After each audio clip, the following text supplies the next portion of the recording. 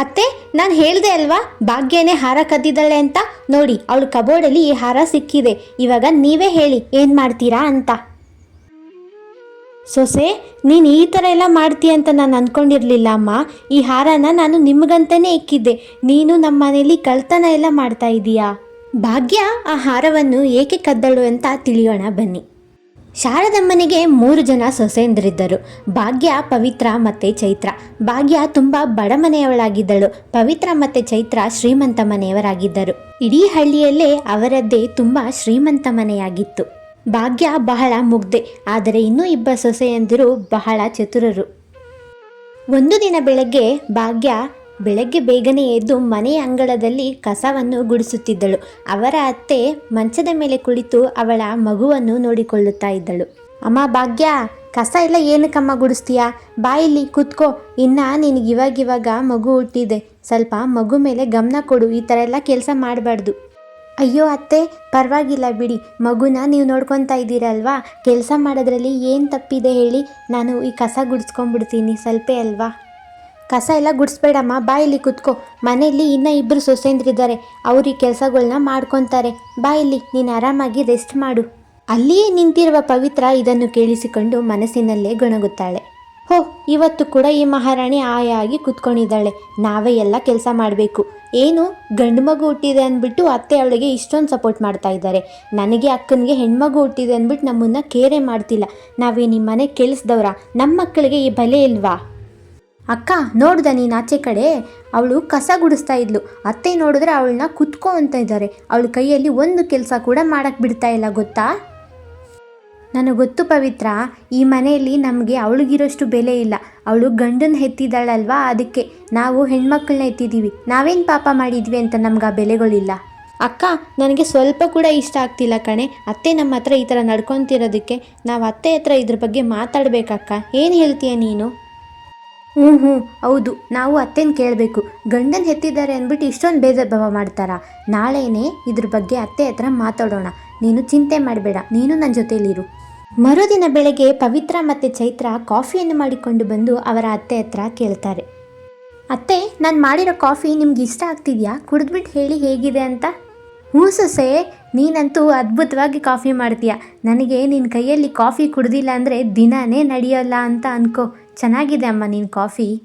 ಹೌದು ಅತ್ತೆ, ಕಾಫಿ ಅಷ್ಟೇ ಚೆನ್ನಾಗಿದೆ. ನಾವು ಕೇಳಿದ್ದಕ್ಕೆ ನೀವು ಹೇಳಿದ್ರಿ, ಆದರೆ ನೀವೇ ಮನಸ್ಸಿಂದ ಹೇಳಿಲ್ವಲ್ಲ. ನೀವು ಇಷ್ಟೊಂದು ಭೇದ ಭಾವ ಮಾಡ್ತೀರಾ ಅಂತ ನಾನು ಅಂದ್ಕೊಂಡಿರಲಿಲ್ಲ ಅತ್ತೆ.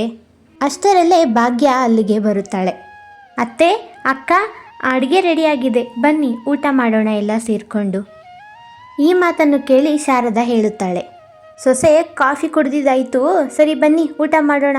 ಹೊಟ್ಟೆ ತುಂಬ ಹಸಿವಾಗ್ತಾ ಇದೆ.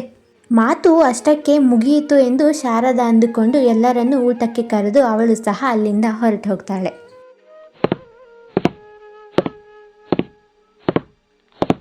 ಆದರೆ ಪವಿತ್ರ ಮತ್ತು ಚೈತ್ರ ಏನನ್ನು ಮಾತನಾಡಲು ಬಂದರು ಎನ್ನುವ ವಿಷಯವನ್ನು ಹೇಳೇ ಇಲ್ಲ ಎಂದು ಅವರ ಮನಸ್ಸಿನಲ್ಲೇ ಕೊರಗುತ್ತಾ ಕೋಪದಿಂದ ಕುಳಿತಿರುತ್ತಾರೆ.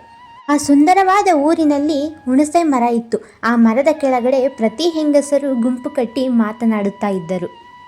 ಏನೇ ಚೈತ್ರ, ಊರಿನ ಜನ ಎಲ್ಲ ಮಾತಾಡ್ತಾ ಇದ್ರು, ನಿಮ್ಮ ಅತ್ತೆ ಭಾಗ್ಯನ ಮಾತ್ರ ಹೊಗಳ್ತಾರಂತೆ. ಅವಳಿಗೆ ಮನೇಲಿ ಯಾವ ಕೆಲಸ ಸಹ ಕೊಡಲ್ಲ ಅಂತೆ. ನಾನು ಕೇಳಿದ್ದೆಲ್ಲ ನಿಜನಾ? ಹೌದು ಕಣೆಮ್ಮ, ನಮ್ಮ ಅತ್ತೆ ಭಾಗ್ಯನ ಮಾತ್ರ ಹೊಗಳ್ತಾರೆ. ಅವಳ ಹತ್ರ ಮಾತ್ರನೇ ಚೆನ್ನಾಗಿರ್ತಾರೆ. ನಾವೇನು ತಪ್ಪು ಮಾಡಿದ್ದೀವಿ?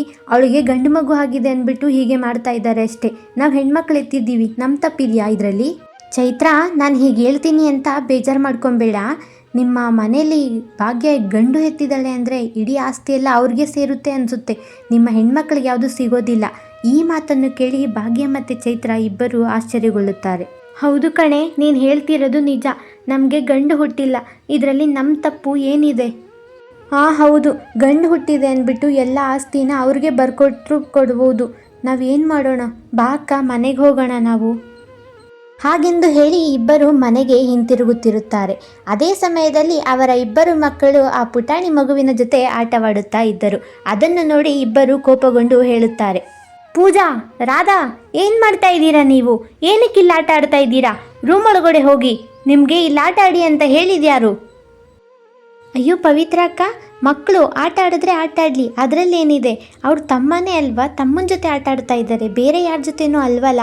ಯಾಕೆ ಇಷ್ಟೊಂದು ಕೋಪ ಮಾಡ್ಕೊತಿದ್ದೀರಾ? ಹೋ ಭಾಗ್ಯ, ನೀನು ಮಧ್ಯದಲ್ಲಿ ಮಾತಾಡಬೇಡ. ನಾನು ನನ್ನ ಮಕ್ಕಳ ಹತ್ರ ಮಾತಾಡ್ತಾ ಇದ್ದೀನಿ. ಯಾವ ತಮ್ಮ? ರಕ್ತ ಸಂಬಂಧ ಇದ್ದರೆ ಮಾತ್ರನೇ ತಮ್ಮ, ಸುಮ್ಮನೆ ಯಾರು ತಮ್ಮ ಆಗೋಲ್ಲ. ಹೌದು, ನೀನು ಎಷ್ಟರಲ್ಲಿ ಇರಬೇಕೋ ಅಷ್ಟರಲ್ಲೇ ಇರು. ನನ್ನ ಮಕ್ಕಳನ್ನ ನಿನ್ನ ಮಗು ಜೊತೆ ಸೇರಿಸ್ಬೇಡ. ನಡೀರಿ ಹೊರಗಡೆ, ಇಬ್ಬರು ಇವಾಗಲೇ ನಡೀರಿ, ಇಲ್ಲಾಂದರೆ ಇಬ್ಬರಿಗೂ ಏಟು ಬೀಳುತ್ತೆ. ಹಾಗಿಂದ ತಕ್ಷಣ ಇಬ್ಬರು ಮಕ್ಕಳು ಪೂಜಾ ಮತ್ತು ರಾಧಾ ಬೇಜಾರಿನಿಂದ ಮನೆಯ ಒಳಗೆ ಹೋಗುತ್ತಾರೆ. ಆದರೆ ಭಾಗ್ಯ ಏನನ್ನೂ ಮಾತನಾಡದೆ ಬೇಜಾರಿನಿಂದ ಅಲ್ಲಿಯೇ ನಿಂತಿರುತ್ತಾಳೆ. ಚೈತ್ರ ಮತ್ತು ಪವಿತ್ರ ಇಬ್ಬರು ಮನೆಯ ಒಳಗಡೆ ಬಂದು ಕುಳಿತುಕೊಂಡು ಆಲೋಚನೆ ಮಾಡುತ್ತಾರೆ. ಸಿಂಚನ ಮಾತಲ್ಲಿ ದಮ್ಮಿತ್ತು ಕಣೆ. ನಾವೇನು ಮಾಡೋಣ? ಗಂಡ್ಮಗು ಹುಟ್ಟಿದ್ರೆ ಮಾತ್ರ ಆಸ್ತಿ ನಮಗೆ ಕೊಡ್ತಾರೆ. ನಮ್ಮ ಹತ್ರ ಇರೋದು ಇಬ್ಬರು ಹೆಣ್ಮಕ್ಳು. ಏನು ಮಾಡಬೇಕಿದನ್ನು ನಾವು? ಆದರೂ ಅಕ್ಕ, ನಾವೇನು ಮಾಡೋಕ್ಕಾಗಲ್ಲ. ನಮ್ಮ ಹಣೆ ಬರದಲ್ಲಿ ಗಂಡ್ಮಗು ಇಲ್ಲ. ನಮಗೆ ಗಂಡ್ಮಗು ಹುಟ್ಟಿದ್ರೇ ಆಸ್ತಿ ನಮಗೂ ಸಹ ಬರುತ್ತೆ. ಗಂಡ್ಮಗು ಪಡ್ಕೊಬೇಕಂದ್ರೆ ನಾವು ರಥಗಳು ಹರಕೆಗಳು ಮಾಡಬೇಕು. ಪವಿತ್ರ, ನನ್ನ ಹತ್ರ ಒಂದು ಐಡಿಯಾ ಇದೆ. ಊರಿನ ಆಚೆ ಒಂದು ಬಾಬಾ ಇದ್ದಾರೆ. ನಾವು ಆ ಬಾಬಾ ಹತ್ರ ಹೋಗಿ ನಮ್ಮ ಕಷ್ಟಗಳನ್ನು ಹೇಳ್ಕೊಳ್ಳೋಣ, ಪರಿಹಾರ ಸಿಕ್ಕರೂ ಸಿಗ್ಬೋದು. ಹಾಗೆಂದು ಹೇಳಿ ಇಬ್ಬರು ಊರಿನ ಆಚೆ ಇರುವ ಒಂದು ಕಾಡಿನ ಮಧ್ಯದಲ್ಲಿ ಬಾಬಾವನ್ನು ಹುಡುಕಿಕೊಂಡು ಹೋಗುತ್ತಾರೆ. ಬಾಬಾ ಅದೇ ಕಲ್ಲಿನ ಮೇಲೆ ಕುಳಿತುಕೊಂಡು ದೀರ್ಘ ಜ್ಞಾನವನ್ನು ಮಾಡುತ್ತಿದ್ದ. ಮಕ್ಕಳೇ, ನೀವು ಬರೋದ್ರಲ್ಲಿ ತಡ ಮಾಡಿಬಿಟ್ರಿ. ಯಾಕೆ ಇಷ್ಟೊಂದು ತಡವಾಗಿ ಬಂದ್ರಿ? ಎಲ್ಲಿದ್ರಿ ಇಷ್ಟು ದಿನ? ಹೇಳಿ, ನಿಮ್ಮ ಸಮಸ್ಯೆ ಏನಂತ ಹೇಳಿ ನಮಗೆ. ಬಾಬಾ, ಇಷ್ಟೊಂದು ತಡವಾಗಿ ಬಂದ್ರಾ? ನಿಮಗೆ ನಾವು ಗೊತ್ತಾ ಬಾಬಾ? ಹೌದು ಬಾಬಾ, ನಮಗೆ ಸಮಸ್ಯೆ ಇದೆ. ನಮ್ಮ ಸಮಸ್ಯೆನ ಪರಿಹಾರ ಮಾಡಿಕೊಡಿ ಬಾಬಾ. ಮಗು, ಇನ್ನೂ ಸ್ವಲ್ಪ ದಿನ ತಡವಾಗಿತ್ತಂದರೆ ನಿಮ್ಮ ಸಮಸ್ಯೆಗೆ ಪರಿಹಾರನೇ ಸಿಗ್ತಿರ್ಲಿಲ್ಲ. ಹೇಳಿ, ಇವಾಗ ಹೇಳಿ, ಏನು ಸಮಸ್ಯೆ ಅಂತ ನಾನು ಪರಿಹಾರ ಮಾಡ್ತೀನಿ. ಬಾಬಾ, ನಾವು ತುಂಬ ಕಷ್ಟದಲ್ಲಿದ್ದೀವಿ ಬಾಬಾ. ನಮಗೆ ತುಂಬ ದಿನಗಳಿಂದ ಆಸೆ, ನಮ್ಮಿಬ್ಬರಿಗೆ ಸಹ ಗಂಡು ಮಗು ಆಗಬೇಕು ಅಂತ. ನೀವೇ ಇದಕ್ಕೊಂದು ಪರಿಹಾರ ಕೊಡಿ ಬಾಬಾ. ಅಷ್ಟೇ ತಾನೇ ಮಕ್ಕಳ, ತಗೊಳ್ಳಿ, ಇದರಲ್ಲಿ ಚೂರ್ಣ ಇದೆ. ಈ ಚೂರ್ಣವನ್ನು ಪ್ರತಿದಿನ ಬೆಳಗ್ಗೆ ಖಾಲಿ ಹೊಟ್ಟೆಯಲ್ಲಿ ನೀರಿನಲ್ಲಿ ಹಾಕಿಕೊಂಡು ಕುಡಿಯಿರಿ. ನಿಮಗೆ ಸಂತಾನ ಪ್ರಾಪ್ತಿಯಾಗುತ್ತದೆ. ಇದರ ಬದಲಿಗೆ ನಿಮ್ಮ ಮನೆಯಲ್ಲಿ ಬೆಲೆ ಬಾಳುವಂಥ ಚಿನ್ನ ಅಥವಾ ವೈಡೂರ್ಯಗಳನ್ನು ಕೊಡಬೇಕು. ಆವಾಗಲೇ ನಿಮಗೆ ಫಲ ಸಿಗುತ್ತದೆ. ಬಾಬಾ, ನಾವು ಮನೆಯಲ್ಲಿರೋ ಚಿನ್ನ ಅಥವಾ ಏನಾದರೂ ತಗೊಂಡು ಬರ್ತೀವಿ.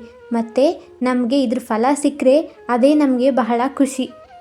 ಇನ್ನೊಂದು ವಿಷಯ ಸರಿಯಾಗಿ ನೆನಪಿಟ್ಟುಕೊಳ್ಳಿ, ಈ ಚೂರ್ಣದ ಬಗ್ಗೆ ನೀವು ಯಾರಿಗೂ ಸಹ ಹೇಳಬಾರದು. ನೀವು ಯಾರಿಗಾದರೂ ಹೇಳಿದರೆ ಇದರ ಫಲ ಸಹ ನಿಮಗೆ ಸಿಗುವುದಿಲ್ಲ. ಬಾಬಾ, ತುಂಬ ಧನ್ಯವಾದಗಳು. ನಿಮ್ಮಿಂದ ಬಹಳ ಉಪಕಾರವಾಯಿತು. ನಾವಿನ್ನು ಹೊರಡ್ತೀವಿ. ಧನ್ಯವಾದಗಳು ಬಾಬಾ. ಹಾಗೆಂದು ಹೇಳಿ ಇಬ್ಬರು ಅಲ್ಲಿಂದ ಹೊರಡುತ್ತಾರೆ. ಅಕ್ಕ, ಇದ್ರ ಬದಲಿಗೆ ನಾವು ಚಿನ್ನ ಅಥವಾ ಒಡವೆ ಕೊಡಬೇಕು ಅಂತ ಹೇಳಿದ್ದಾರೆ ಬಾಬಾ. ನಮ್ಮ ಹತ್ರ ಅವೆಲ್ಲ ಎಲ್ಲಿದೆ ಅಕ್ಕ? ನಮ್ಮ ಹತ್ರ ಅದಿಲ್ಲ ಅಲ್ವಾ ಅಕ್ಕ? ಚಿಂತೆ ಯಾಕೆ ಮಾಡ್ತೀಯ ಪವಿತ್ರ? ಅತ್ತೆ ಹತ್ರ ತುಂಬ ಒಡವೆಗಳಿದ್ದಾವೆ. ಅತ್ತೆ ಕಬೋರ್ಡಲ್ಲಿ ಇಕ್ಕಿರೋದನ್ನು ನಾನೇ ನೋಡಿದ್ದೀನಿ. ಹೌದಾ ಅಕ್ಕ? ಹಾಗಾದರೆ ನಾವು ಹೇಗಾದರೂ ಮಾಡಿ ಆ ಒಡವೆಗಳನ್ನ ತಗೊಬೇಕು. ಮನೆಯಲ್ಲಿ ಭಾಗ್ಯ ಮತ್ತು ಅವಳ ಅತ್ತೆ ಕುಳಿತಿದ್ದರು, ಮಗುವನ್ನು ಆಟ ಆಡಿಸುತ್ತಾ. ಹಾಗೆ ಭಾಗ್ಯಳ ಅತ್ತೆ ಭಾಗ್ಯಳನ್ನು ಕೇಳುತ್ತಾಳೆ. ಸೊಸೆ, ನೀನು ಗಮನಿಸಿದ್ಯಾ? ಇತ್ತೀಚೆಗೆ ಚೈತ್ರ ಮತ್ತು ಪವಿತ್ರ ಮನೆಯಲ್ಲಿ ಕಾಣಿಸ್ತಾನೇ ಇಲ್ಲ. ಅವ್ರು ಎಲ್ಲೋದ್ರು ಅಂತ ನಿನಗೇನಾದರೂ ಹೇಳಿದ್ದಾರಾ? ಎಲ್ಲೋದ್ರಮ್ಮ ಅವರು? ಅತ್ತೆ, ನಾನು ಗಮನಿಸಿದ್ದೀನಿ. ಅವರು ಇತ್ತೀಚೆಗೆ ಮನೆಯಲ್ಲಿ ಇರೋಲ್ಲ ಜಾಸ್ತಿ. ಎಲ್ಲೋ ದೇವಸ್ಥಾನಕ್ಕೆ ಹೋಗಿರಬೇಕು ಅತ್ತೆ, ಬೇರೇನೂ ಇಲ್ಲ. ನನಗನ್ಸೋ ಪ್ರಕಾರ ಅವರು ನಿನ್ನ ಮೇಲೆ ಕೋಪದಲ್ಲಿದ್ದಾರೆ ಅಂತ ಅನಿಸುತ್ತಮ್ಮ. ಅವರು ನಿನಗೇನಾದರೂ ಬೈದರೆ ತಲೆಗೆ ಹಾಕ್ಕೊಬೇಡ ಆಯಿತಾ ಸೊಸೆ? ನೀನು ಮಗು ಜೊತೆ ಆಟಾಡ್ಕೊಂಡಿರು, ಅವ್ರ ಮಾತನ್ನು ಹಚ್ಕೊಬೇಡ. ಅಷ್ಟರಲ್ಲೇ ಚೈತ್ರ ಮತ್ತು ಪವಿತ್ರ ಇಬ್ಬರು ಸಹ ಮನೆಗೆ ಬರುತ್ತಾರೆ. ಚೈತ್ರ, ಪವಿತ್ರ, ಬಂದ್ರಮ್ಮ ನೀವು? ಎಲ್ಲೋಗಿದ್ರಿ ನೀವು? ಇತ್ತೀಚೆಗೆ ಜಾಸ್ತಿ ಮನೆಯಲ್ಲೇ ಇರೋಲ್ಲ ನೀವು. ಅತ್ತೆ, ಏನು ಮಾಡೋಣ, ಮನೆಯಲ್ಲಿ ನಾವಿದ್ರೂ ಇಲ್ಲ ಅಂದ್ರೂ ನಮ್ಮನ್ನು ಯಾರೂ ಕೇರೇ ಮಾಡಲ್ಲ. ಅದಕ್ಕೆ ಆಚೆ ಹೋಗೋ ಅನಿವಾರ್ಯಗಳು ಇತ್ತು ನಮಗೂ ಸಹ. ಅಕ್ಕ, ಕೇರ್ ಮಾಡಲ್ವಾ? ಯಾಕಕ್ಕ ಕೇರ್ ಮಾಡಲ್ಲ? ನೀವು ಈ ಮನೆ ದೊಡ್ಡ ಸೊಸೆ, ನಾವು ನಿಮ್ಮನ್ನು ತುಂಬಾ ಕೇರ್ ಮಾಡ್ತೀವಿ. ಹೀಗೆಲ್ಲ ಮಾತಾಡಿದ್ರೆ ಅತ್ತೆ ಮನ್ಸಿಗೆ ನೋವಾಗಲ್ವಾ? ಹೌದು ಸೊಸೆ, ನನಗೆ ನೀವು ಮೂವರು ಅಂದರೆ ತುಂಬಾ ಇಷ್ಟ. ನಿಮ್ಮ ಮೂವರನ್ನು ನಾನು ಸರಿ ಸಮಾನವಾಗಿ ನೋಡ್ತೀನಿ. ಯಾವುದೇ ಭೇದ ಭಾವ ಸಹ ಮಾಡೋದಿಲ್ಲ ನಿಮ್ಮಲ್ಲಿ. ಭೇದ ಭಾವ ಮಾಡಲ್ವಾ ಅತ್ತೆ ನೀವು? ನಮಗೆ ಗಂಡ್ಮಗು ಹುಟ್ಟಿಲ್ಲ ಅಂದ್ಬಿಟ್ಟು ನೀವು ನಮಗೆ ಭೇದ ಭಾವ ಮಾಡ್ತಾನೇ ಇದ್ದೀರಾ. ಒಂದಲ್ಲ ಒಂದಿನ ಭಾಗ್ಯಳ ಅಸಲಿ ರೂಪ ನಿಮಗೆ ಗೊತ್ತಾಗುತ್ತೆ.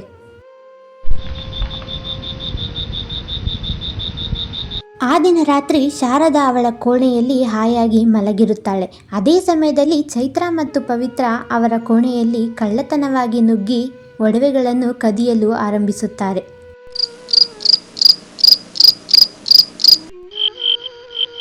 ಅಕ್ಕ, ಒಡವೆ ಅಂತೂ ಕದ್ಬಿಟ್ವಿ. ಆಮೇಲೆ ಅತ್ತೆಗೆ ಗೊತ್ತಾದರೆ ಏನು ಮಾಡೋದು? ನಾವು ಸಿಕ್ಕಾಕೊಂಡ್ಬಿಟ್ರೆ? ಅಕ್ಕ, ನನಗೆ ತುಂಬ ಭಯ ಆಗ್ತಾ ಇದೆ ಕಣೆ. ಭಾಗ್ಯ ಇನ್ಯಾವ ಕೆಲ್ಸಕ್ಕೆ ಬರ್ತಾಳೆ? ತಗೋ, ಈ ಹಾರವನ್ನು ತಗೋ. ಇದನ್ನು ತಗೊಂಡೋಗಿ ಭಾಗ್ಯನ ರೂಮಿನಲ್ಲಿ ಇಕ್ಕು. ಭಾಗ್ಯನೇ ಕಳ್ಳತನ ಮಾಡಿದ್ದಾಳೆ ಅಂತ ನಾವಿಬ್ಬರು ಪ್ರೂವ್ ಮಾಡೋಣ. ಹಾಗೆಂದು ಹೇಳಿದ ತಕ್ಷಣ ಪವಿತ್ರ ಆ ಹಾರವನ್ನು ತೆಗೆದುಕೊಂಡು ಭಾಗ್ಯಳ ಕೋಣೆಗೆ ಹೋಗುತ್ತಾಳೆ.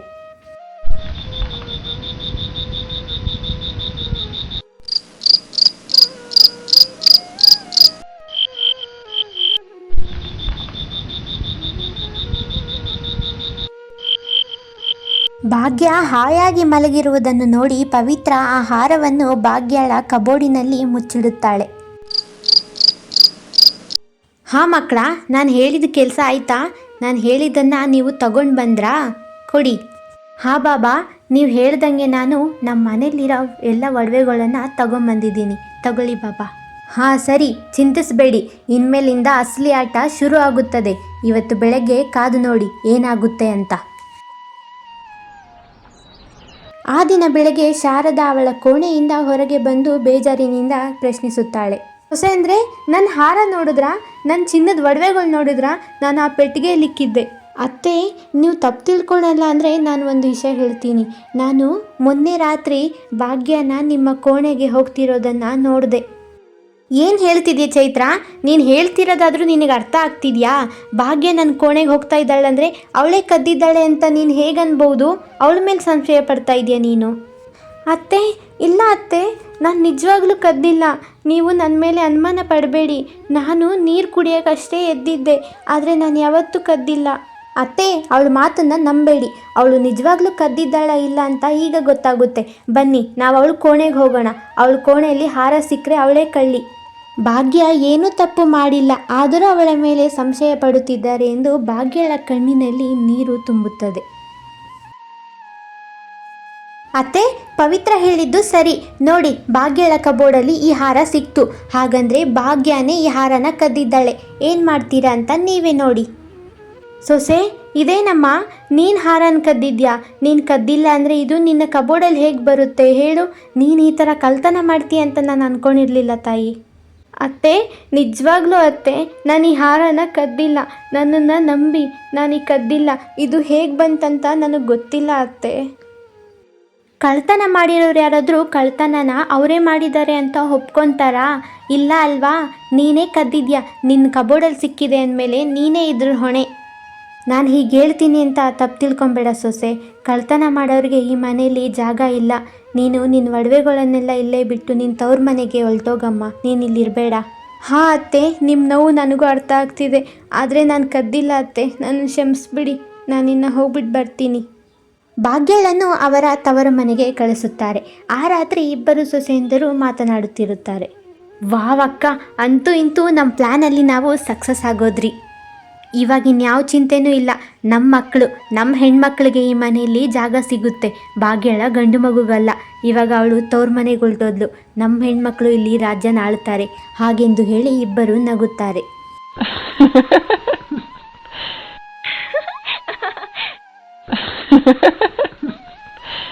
ಭಾಗ್ಯ ತುಂಬ ಬಡ ಕುಟುಂಬದವಳು. ಅವಳಿಗೆ ತಂದೆ ತಾಯಿ ಯಾರೂ ಸಹ ಇರಲಿಲ್ಲ. ಅವಳು ಎಲ್ಲ ಆಭರಣವನ್ನು ಅಲ್ಲಿಯೇ ಬಿಟ್ಟು ಖಾಲಿ ಕೈಯಿನಲ್ಲಿ ಮಗುವನ್ನು ತೆಗೆದುಕೊಂಡು ಬಂದಳು. ಮರುದಿನ ಬೆಳಗ್ಗೆ ಭಾಗ್ಯಳ ಅತ್ತೆ ಶಾರದಾ ಬಾಗಿಲಿನ ಬಳಿ ನಿಂತಿರುತ್ತಾಳೆ. ಅಷ್ಟರಲ್ಲಿಯೇ ಅವರ 3 ಗಂಡು ಮಕ್ಕಳು ಪಟ್ಟಣದಿಂದ ಕೆಲಸಗಳನ್ನು ಮುಗಿಸಿಕೊಂಡು ಮನೆಗೆ ಹಿಂತಿರುಗುತ್ತಿರುತ್ತಾರೆ. ಮನೆಗೆ ಬಂದ ತಕ್ಷಣ ಸತೀಶನ ಕಣ್ಣು ಇಡೀ ಮನೆಯ ಸುತ್ತ ನೋಡುತ್ತದೆ. ಎಲ್ಲಿಯೂ ಸಹ ಭಾಗ್ಯ ಕಾಣಿಸುವುದಿಲ್ಲ. ಅಮ್ಮ, ನನ್ನ ಹೆಂಡತಿ ಭಾಗ್ಯ ಮತ್ತು ಮಗು ಎಲ್ಲೂ ಕಾಣಿಸ್ತಿಲ್ಲ. ಹುಷಾರಾಗೇ ಇದ್ದಾರಲ್ವಾ ಅಮ್ಮ? ರೆಸ್ಟ್ ಮಾಡ್ತಾ ಇದ್ದಾರಾ? ಎಲ್ಲಿದ್ದಾರಮ್ಮ ಅವರು?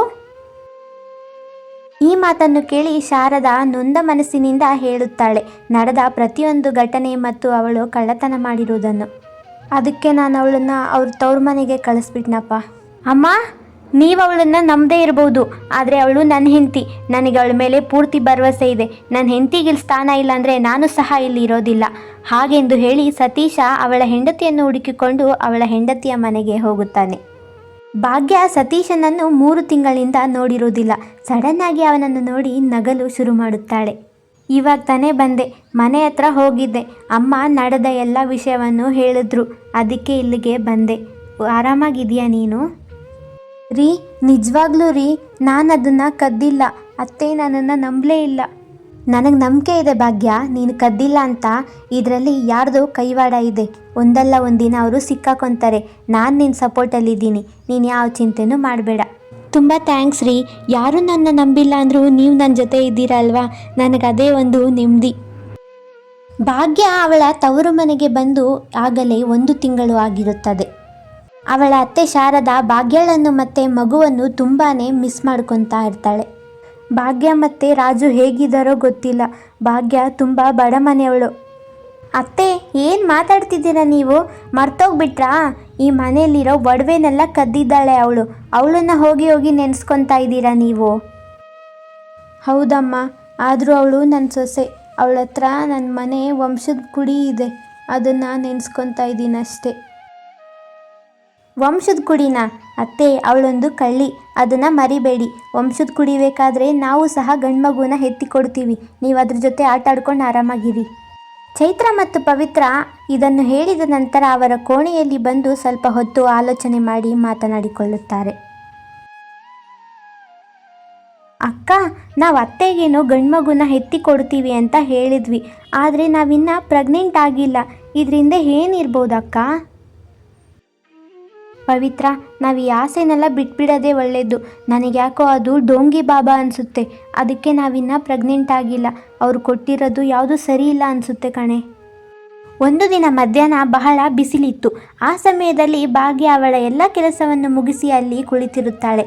ಅದೇ ಸಮಯದಲ್ಲಿ ಒಬ್ಬ ಸಾಧು ಬಾಬಾ ಅವಳ ಬಳಿ ಬಂದು ಹೇಳುತ್ತಾನೆ, ಮಗಳೇ, ತುಂಬ ಸುಸ್ತಾಗ್ತಿದೆ ಅಮ್ಮ. ತುಂಬ ದಿನ ಆಯಿತು, ಊಟ ತಿಂದಿಲ್ಲ, ಹೊಟ್ಟೆ ತುಂಬ ಹಸಿವು. ಸ್ವಲ್ಪ ನೀರಿದ್ರೆ ಕೊಡಮ್ಮ. ಹಾಂ ಬಾಬಾ, ಇಲ್ಲೇ ಇರಿ, ನಾನು ಈಗಲೇ ಹೋಗಿ ನೀರನ್ನು ತಗೊಂಡು ಬರ್ತೀನಿ. ಹಾಗೆಂದು ಹೇಳಿ ಭಾಗ್ಯ ಮನೆಯ ಒಳಗೆ ಹೋಗಿ ನೀರನ್ನು ತೆಗೆದುಕೊಂಡು ಬಾಬಾನಿಗೆ ಕೊಡುತ್ತಾಳೆ. ತುಂಬ ಹಸಿವಿನಿಂದ ಇರುವುದಕ್ಕೆ ಕಾರಣ ಬಾಬಾ ನೀರನ್ನು ಗಟಗಟನೆ ಕುಡಿಯುತ್ತಾನೆ. ಇದನ್ನು ಭಾಗ್ಯ ನೋಡಿ ಹೇಳುತ್ತಾಳೆ, ಬಾಬಾ, ಎಲ್ಲೂ ಹೋಗಬೇಡಿ, ನೀವು ಇಲ್ಲೇ ಕುಳಿತುಕೊಳ್ಳಿ. ನಾನು ಈಗಲೇ ಹೊರಗಡೆ ಹೋಗಿಬಿಟ್ಟು ಬರ್ತೀನಿ. ನೀವಿಲ್ಲೇ ಕುಂತೀರಿ ಬಾಬಾ. ಹಾಗೆಂದು ಹೇಳಿ ಭಾಗ್ಯ ಮನೆಯ ಒಳಗಡೆ ಹೋಗಿ ಇದ್ದ ಅನ್ನವನ್ನು ತೆಗೆದುಕೊಂಡು ಬಂದು ಹೇಳುತ್ತಾಳೆ, ಬಾಬಾ, ನನ್ನ ಹತ್ರ ಇರೋದು ಇಷ್ಟೇ, ಇದನ್ನು ತಿನ್ನಿ. ನೀವು ತುಂಬ ಸುಸ್ತಾಗಿ ಕಾಣಿಸ್ತಾ ಇದ್ದೀರಾ. ಇಷ್ಟೇ ಅನ್ನ ಇದೆ ಅಂತ ಇದೆಯಾ? ಆದರೂ ಸಹ ಈ ಅನ್ನನ ನನಗೆ ಕೊಡ್ತಾ ಇದೆಯಲ್ಲ ತಾಯಿ, ತುಂಬ ಧನ್ಯವಾದ. ಹಾಗೆಂದು ಹೇಳಿ ಬಾಬಾ ಆಹಾರವನ್ನು ಸೇವಿಸುತ್ತಾನೆ. ಮಗಳೇ, ಕೇಳಮ್ಮ, ನಿನಗೇನಾದರೂ ಕೋರಿಕೆ ಬೇಕಂದರೆ ಕೇಳು. ಶ್ರೀಮಂತರಾಗಬೇಕಾ, ಆಸ್ತಿ ಅಂತಸ್ತು ಬೇಕಾ, ಏನು ಬೇಕೋ ಕೇಳು, ನಾನು ನಿನಗೆ ವರ ಕೊಡ್ತೀನಿ. ಇಲ್ಲ ಬಾಬಾ, ನನಗಂಥ ಅತಿ ಆಸೆ ಎಲ್ಲ ಬೇಡ. ಅದೆಲ್ಲ ಅದಾಗದೇ ಆದರೆ ಒಳ್ಳೆಯದು. ನನಗೆ ಆಸೆ ಇಲ್ಲ. ನನ್ನ ಮೇಲೆ ಕಳ್ಳಿ ಅನ್ನೋ ಅಪವಾದ ಇದೆ, ಅದೊಂದು ಹೋದರೆ ಸಾಕು. ತಥಾಸ್ತು ಮಗಳೇ, ನಿನ್ನ ಆಸೆ ಎಲ್ಲ ಪೂರ್ತಿಯಾಗುತ್ತೆ. ನಿನ್ನ ಮೇಲಿರೋ ಕಳ್ಳಿ ಪಟ್ಟ ಕೂಡ ಹೊರಟೋಗುತ್ತೆ. ಹಾಗೆಂದು ಹೇಳಿ ಬಾಬಾ ಅಲ್ಲಿಂದ ಹೊರಟು ಹೋಗುತ್ತಾರೆ. ಆ ದಿನ ತಡರಾತ್ರಿಯಲ್ಲಿ ಸತೀಶ ಮನೆಗೆ ಬರುತ್ತಾನೆ.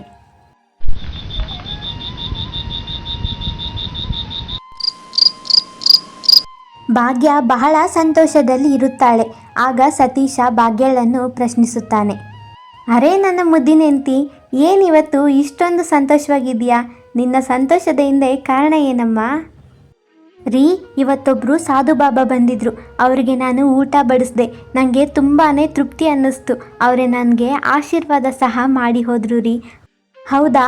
ಹಸಿದವರು ಹೊಟ್ಟೆ ತುಂಬಿಸಿದ್ರೆ ದೇವರು ಸಹ ಖುಷಿಯಾಗ್ತಾನಂತೆ. ಒಳ್ಳೆ ಕೆಲಸ ಮಾಡಿದೆ ಅಮ್ಮ. ಮರುದಿನ ಭಾಗ್ಯ ಬೆಳಗ್ಗೆ ಎದ್ದಾಗ ಅವಳು ಒಂದು ಮಂಚದ ಮೇಲೆ ಇರುತ್ತಾಳೆ. ಒಡೆದ ಹೋದ ಗೋಡೆಯೆಲ್ಲ ಹೊಸ ಮನೆಯಂತೆ ಕಾಣಿಸುತ್ತಾ ಇರುತ್ತದೆ. ಅವಳು ಆಶ್ಚರ್ಯಗೊಂಡು ಸುತ್ತಮುತ್ತ ನೋಡಿ ಗಂಡನನ್ನು ಕರೆಯುತ್ತಾಳೆ.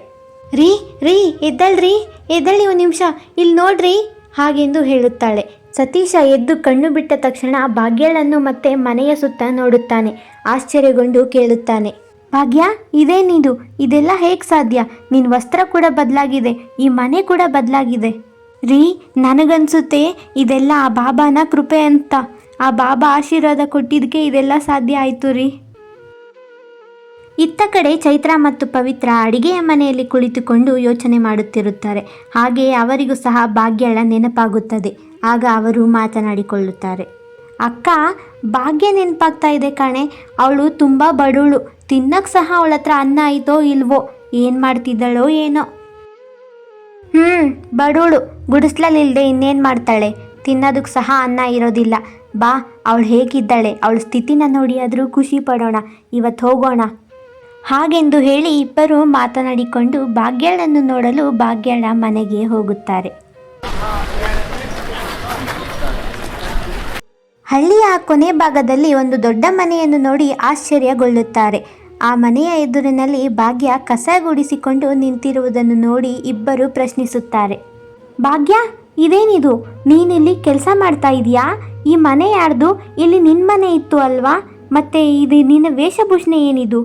ಅರೆ ಅಕ್ಕ, ಇಲ್ಲ ಅಕ್ಕ, ನಾನಿಲ್ಲಿ ಕೆಲಸ ಮಾಡೋಲ್ಲ. ಇದು ಆ್ಯಕ್ಚುಲಿ ನನ್ನ ಮನೆಯೇ. ನಾನು, ನನ್ನ ಗಂಡ, ನನ್ನ ಮಗು, ನಾವು ಇದೇ ಮನೆಯಲ್ಲೇ ವಾಸ ಮಾಡ್ತಾ ಇರೋದು. ಹೋ, ರಾತ್ರೋರಾತ್ರಿ ಶ್ರೀಮಂತ ಆಗ್ಬಿಟ್ಟ ನೀನು? ನಿನ್ನ ವೇಷಭೂಷಣ ನೋಡಿದ್ರೇ ಗೊತ್ತಾಗ್ತಿದೆ.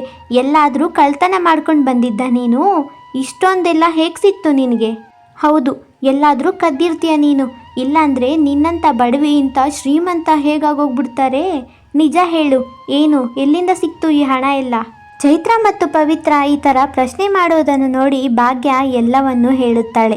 ಹೇಗೆ ಬಾಬಾರಿಗೆ ಊಟವನ್ನು ಕೊಟ್ಟರು, ಬಾಬಾ ಆಶೀರ್ವಾದ ಮಾಡಿದರು ಎಂದು. ಈ ಮಾತನ್ನು ಕೇಳಿ ಇಬ್ಬರು ಮನೆಗೆ ಹಿಂತಿರುಗುವಾಗ, ಅಕ್ಕ, ನಿಜ ಅಂತ್ಯಾ? ಇವೆಲ್ಲ ಸಾಧ್ಯನಾ? ಅಕ್ಕ, ಈ ಬಾಬಾ ನಮಗೂ ಸಹ ಸಿಕ್ಕಿದ್ರೆ ನಾವೇನಂತ ಕೇಳೋಣ? ಸಿಗ್ತಾರೆ ಕಣೆ, ಈ ಬಾಬಾ ಸಿಕ್ಕರೆ ನಾವು ಸಹ ಕೇಳೋಣ. ಆಸ್ತಿ ಅಂತಸ್ತು ಇಲ್ಲ ಅಂದರೆ ಒಂದು ಮಗುನಾದರೂ ಕೇಳೋಣ. ಸುಮ್ಮನೆ ಈ ಸರಿ ನಮ್ಮ ಕೈಯಿಂದ ಹೋಗೋಕ್ಕೆ ಬಿಡಬಾರ್ದು. ದಿನಗಳು ಕಳೆಯಿತು. ಒಂದು ದಿನ ಚೈತ್ರ ಮತ್ತು ಪವಿತ್ರ ಮನೆಯ ಹೊರಗೆ ನಿಂತಿದ್ದರು. ಚೈತ್ರ ಅಕ್ಕ, ಅಲ್ಲಿ ನೋಡಿ, ಅಲ್ಲಿ ಬಾಬಾ ಬರ್ತಾ ಇದ್ದಾರೆ. ಅವರೇ ಅನಿಸುತ್ತೆ, ಬಾ ಹೋಗಿ ಮಾತಾಡೋಣ. ನಮಸ್ಕಾರ ಬಾಬಾ, ಬನ್ನಿ.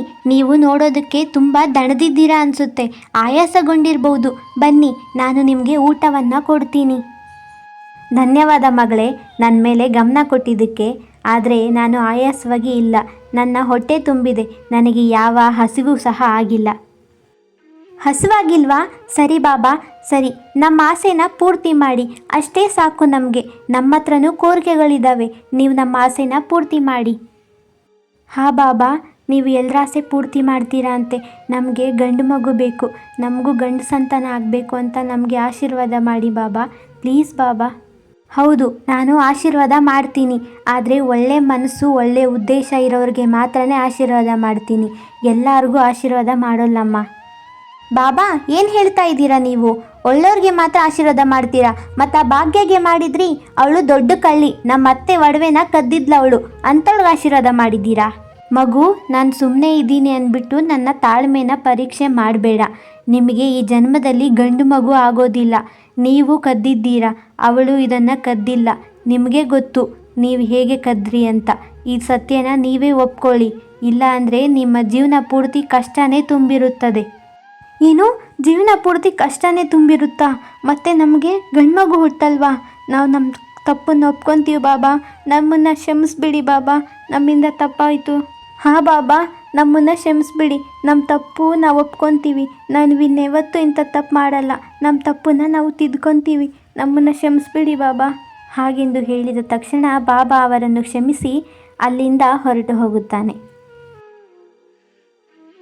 ಮೊಮ್ಮಗುವನ್ನು ನೋಡುವ ಆಸೆ ಪೂರ್ತಿಯಾಗಲಿಲ್ಲ ಎಂದು ಶಾರದಾ ಹಾಸಿಗೆಯನ್ನು ಹಿಡಿದಿರುತ್ತಾಳೆ. ಅದೇ ಸಮಯದಲ್ಲಿ ಚೈತ್ರ ಮತ್ತು ಪವಿತ್ರ ಅವರ ಕೋಣೆಗೆ ಬರುತ್ತಾರೆ. ಏನಾಯ್ತಮ್ಮ ಸೊಸೆ, ಏನಾಯಿತು? ಇಬ್ಬರು ಬೇಜಾರಲ್ಲಿದ್ದೀರಾ? ಏನಾದರೂ ಹೇಳಬೇಕಾ ನನ್ನ ಹತ್ರ? ಏನಾಯ್ತಂತ ನನ್ನ ಹತ್ರ ಹೇಳ್ಕೊಳ್ಳಿ. ಅತ್ತೆ, ನಮ್ಮನ್ನು ಕ್ಷಮಿಸ್ಬಿಡಿ ಅತ್ತೆ. ಭಾಗ್ಯ ಯಾವುದೇ ಒಡವೆನೂ ಕದ್ದಿರಲಿಲ್ಲ. ಆ ಒಡವೆ ಎಲ್ಲ ಕದ್ದಿದ್ದು ನಾವೇ ಭಾಗ್ಯಳ ಕೋಣೆಯಲ್ಲಿ ಕೂಡ ಆ ಒಡವೆನ ಇಟ್ಟಿದ್ದು. ನಮ್ಮನ್ನು ಕ್ಷಮಿಸ್ಬಿಡಿ ಅತ್ತೆ, ನಮ್ಮಿಂದ ತಪ್ಪಾಯಿತು. ಗಂಡು ಮಗು ಬೇಕು ಅಂದ್ಬಿಟ್ಟು ನಾನು ಅಕ್ಕ ಈ ಥರ ತಪ್ಪನ್ನು ಮಾಡಿಬಿಟ್ವಿ. ನಮ್ಮನ್ನು ಕ್ಷಮಿಸ್ಬಿಡಿ ಅತ್ತೆ, ಪ್ಲೀಸ್ ಅತ್ತೆ. ಇದೇನು ಹೇಳ್ತಿದ್ದೀರಮ್ಮ? ನಿಮ್ಮಿಂದ ನಾನು ಏನೂ ತಪ್ಪು ಮಾಡದೇ ಇರೋ ಭಾಗ್ಯಳ ಮೇಲೆ ಅನುಮಾನ ಪಟ್ಟೆ. ಅವಳು ಎಷ್ಟು ನೋವು ತಿಂದಿದ್ಲೋ ಏನೋ.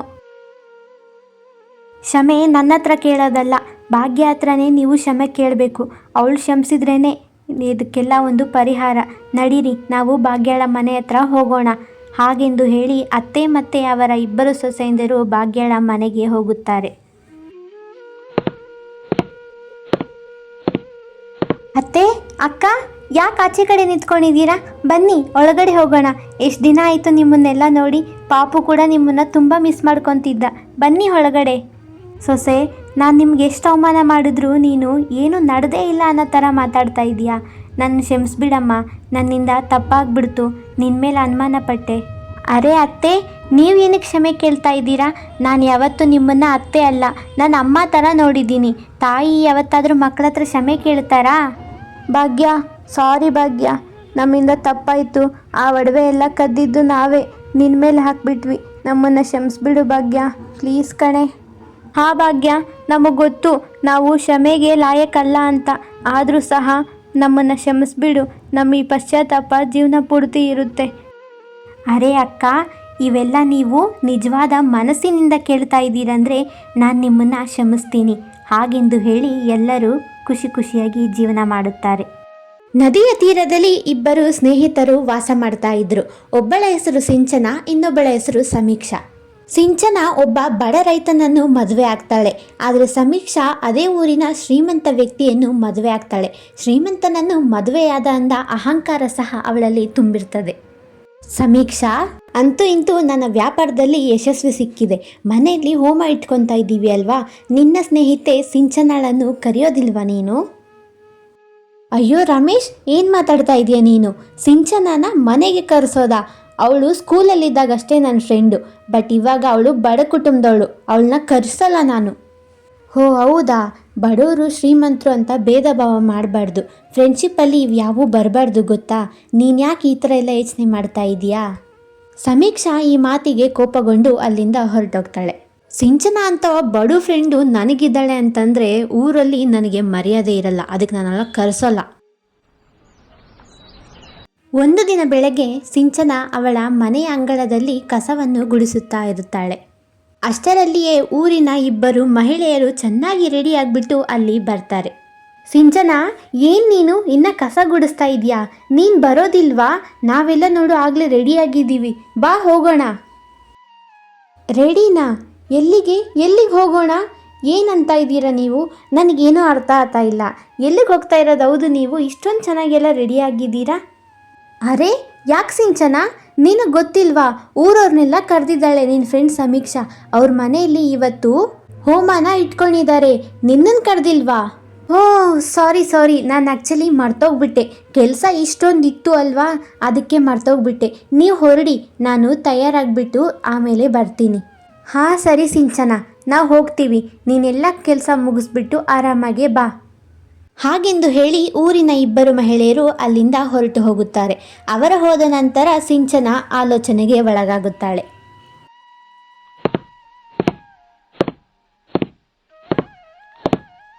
ನನ್ನ ಸ್ನೇಹಿತೆ ಮನೆಯಲ್ಲಿ ಇವತ್ತು ಪೂಜೆನ ಇಟ್ಕೊಂಡಿದ್ದಾರೆ.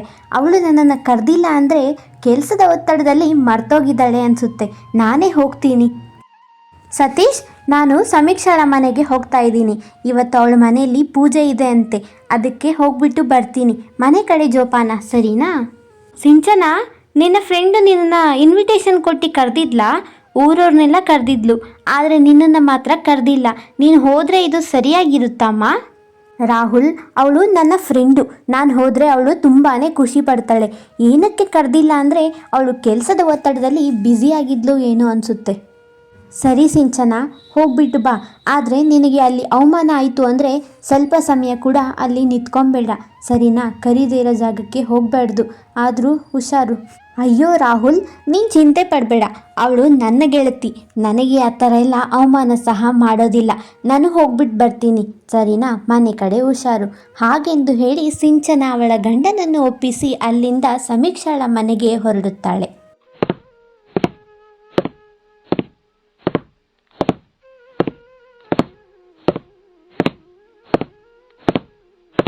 ಸಿಂಚನ ಬಹಳ ಶ್ರೀಮಂತಳಾದ ಕಾರಣ ಅವರ ಮನೆಯೆಲ್ಲ ಹೂವಿನಿಂದ ಅಲಂಕರಿಸಿರುತ್ತದೆ. ಮನೆಯೊಳಗೆ ಪ್ರತಿ ಜನರು ಬಂದಿರುತ್ತಾರೆ.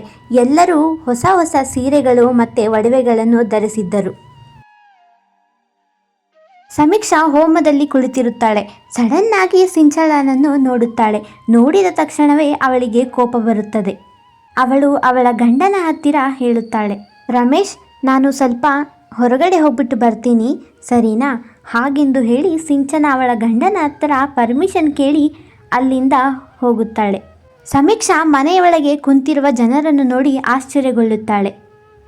ಅರೆ, ಇಲ್ಲಿರೋರೆಲ್ಲ ರೇಷ್ಮೆ ಸೀರೆ ಒಡವೆಗಳ್ನ ಹಾಕ್ಕೊಂಬಂದಿದ್ದಾರೆ. ನಾನು ನೋಡಿದ್ರೆ ಇಂಥ ಹರ್ಕಲ್ ಸೀರೆ ಉಟ್ಕೊಂಬಂದಿದ್ದೀನಿ. ಒಳಗೆ ಹೋದರೆ ಚೆನ್ನಾಗಿರೋದಿಲ್ಲ. ನಾನು ಇದೇ ಸೋಫಾ ಮೇಲೆ ಕೂತ್ಕೊಂಡು ಅವಳಿಗೋಸ್ಕರ ಕಾಯ್ತೀನಿ ಹಾಗೆಂದು ಹೇಳಿ ಸಿಂಚನ ಅಲ್ಲಿಯೇ ಕುಳಿತಿರುತ್ತಾಳೆ. ಸ್ವಲ್ಪ ಸಮಯದ ನಂತರ ಸಮೀಕ್ಷಾ ಸಿಂಚನಳ ಬಳಿ ಬರುತ್ತಾಳೆ. ಅಯ್ಯೋ ಸಮೀಕ್ಷಾ, ಹೋಮ ಮಾಡಬೇಕಾಗಿತ್ತು ತಾನೆ, ಅರ್ಧದಲ್ಲೇ ಬಿಟ್ಟು ಎದ್ದು ಬಂದಿದ್ಯಾ? ನಾನು ಕಾಯ್ತಾ ಇದ್ದೆ. ಹೋಗು, ಅಲ್ಲೇ ಹೋಗಿ ಕುತ್ಕೋ, ನಾನು ಎಲ್ಲೂ ಹೋಗಲ್ಲ, ಇಲ್ಲೇ ಇರ್ತೀನಿ. ಸಿಂಚನ, ನನಗೊಂದು ಮಾತೇಳು, ನೀನಿಲ್ಲಿ ಏನಕ್ಕೆ ಬಂದಿದ್ದೀಯಾ? ಮತ್ತು ನಾನಂತೂ ನಿನಗೆ ಇನ್ವಿಟೇಷನ್ ಕೊಟ್ಟಿರಲಿಲ್ಲ. ಯಾರು ನಿನ್ನ ಕರೆದ್ರು? ನಾನು ಕರೆದಿಲ್ವಲ್ಲ ನಿನ್ನನ್ನು. ಅರೆ ಸಮೀಕ್ಷಾ, ಏನು ಮಾತಾಡ್ತಾ ಇದೆಯಾ? ನನ್ನ ಗೆಳತಿ ಮನೇಲಿ ಪೂಜೆ ಇಟ್ಕೊಂಡಿದ್ದಾರೆ ಅಂದರೆ ನಾನು ಬರದೇ ಇರೋಕ್ಕಾಗುತ್ತಾ? ಊರಿನ ಜನ ಹೇಳಿದರು, ಅದಕ್ಕೆ ನಾನು ಬಂದೆ. ಅಲ್ಲ ಕಣೆ, ನಿನಗೆ ಸ್ವಲ್ಪ ಕೂಡ ಬುದ್ಧಿ ಅನ್ನೋದಿದೆಯಾ? ಯಾರಾದರೂ ನಿನ್ನನ್ನು ಕರೆದಿಲ್ಲ ಅಂದಾಗ ಅವ್ರ ಮನೆಗೆ ಹೋದರೆ ತಪ್ಪು ಅಂತ ನಿನಗೆ ಸ್ವಲ್ಪ ಕೂಡ ಗೊತ್ತಿಲ್ಲ. ಸಮೀಕ್ಷಾ, ನೀನು ಯಾಕೆ ಈ ಥರ ಮಾತಾಡ್ತಾ ಇದೀಯಾ? ಯಾಕೆ ನೀನು ಇಷ್ಟೊಂದು ಕೋಪದಲ್ಲಿ ಸಹ ಇದೆಯಾ? ನನ್ನಿಂದ ಏನಾದರೂ ತಪ್ಪಾಯ್ತಾ? ನನ್ನ ಗೆಳತಿ ಅಂದ್ಬಿಟ್ಟು ನಾನು ಬಂದೆ ಅಷ್ಟೇ. ನೋಡೆ, ಸ್ಕೂಲಲ್ಲಷ್ಟೇ ಗೆಳತಿಯರು, ಇವಾಗ ನೀನು ಬಡವಳು, ನಾನು ಶ್ರೀಮಂತಳು. ನನ್ನಂಥವಳ ಸಹವಾಸ ಮಾಡಬೇಕಂದ್ರೂ ಕೂಡ ನಿನಗೆ ಯೋಗ್ಯತೆ ಇರಬೇಕು. ಇನ್ನೊಂದು ಸರಿ ಈ ಕಡೆ ಬರಬೇಡ. ಸಮೀಕ್ಷಾ, ನೀನು ನನ್ನ ಗೆಳತಿ ಕಣೆ, ನೀನು ಬಡವಳು ಶ್ರೀಮಂತಳು ಅಂತಿದ್ಯಾ? ಸರಿ ಬಿಡು, ನಾನು ಇಲ್ಲಿಂದ ಹೋಗ್ತೀನಿ ಹಾಗೆಂದು ಹೇಳಿ ಸಿಂಚನ ಅಲ್ಲಿಂದ ಹೊರಟು ಹೋಗುತ್ತಾಳೆ. ಸಿಂಚನಾಳ ಬಾಲ್ಯ ಸ್ನೇಹಿತೆ ಸಮೀಕ್ಷಾ ಅವಳನ್ನು ಈ ಥರ ಅವಮಾನ ಮಾಡುತ್ತಾಳೆ ಅಂತ ಅವಳು ಕನಸು ಮನಸ್ಸಿನಲ್ಲಿ ಕೂಡ ಅಂದುಕೊಂಡಿರೋದಿಲ್ಲ. ದೇವರೇ, ನಾನು ಬಡವಳಾಗಿರೋದು ನನ್ನ ತಪ್ಪ? ನನ್ನ ಸ್ನೇಹಿತೆ ಕೂಡ ನನ್ನನ್ನು ದೂರ ತಳ್ಳಿದ್ಲು. ನನಗೆ ಇದ್ದಿದ್ದು ಅವಳೊಬ್ಬಳೇ ಸ್ನೇಹಿತೆ, ನಾನು ಏನು ಮಾಡಲಿ? ಅಲ್ಲಿಯೇ ಕುಳಿತುಕೊಂಡು ಅಳಲು ಶುರು ಮಾಡುತ್ತಾಳೆ.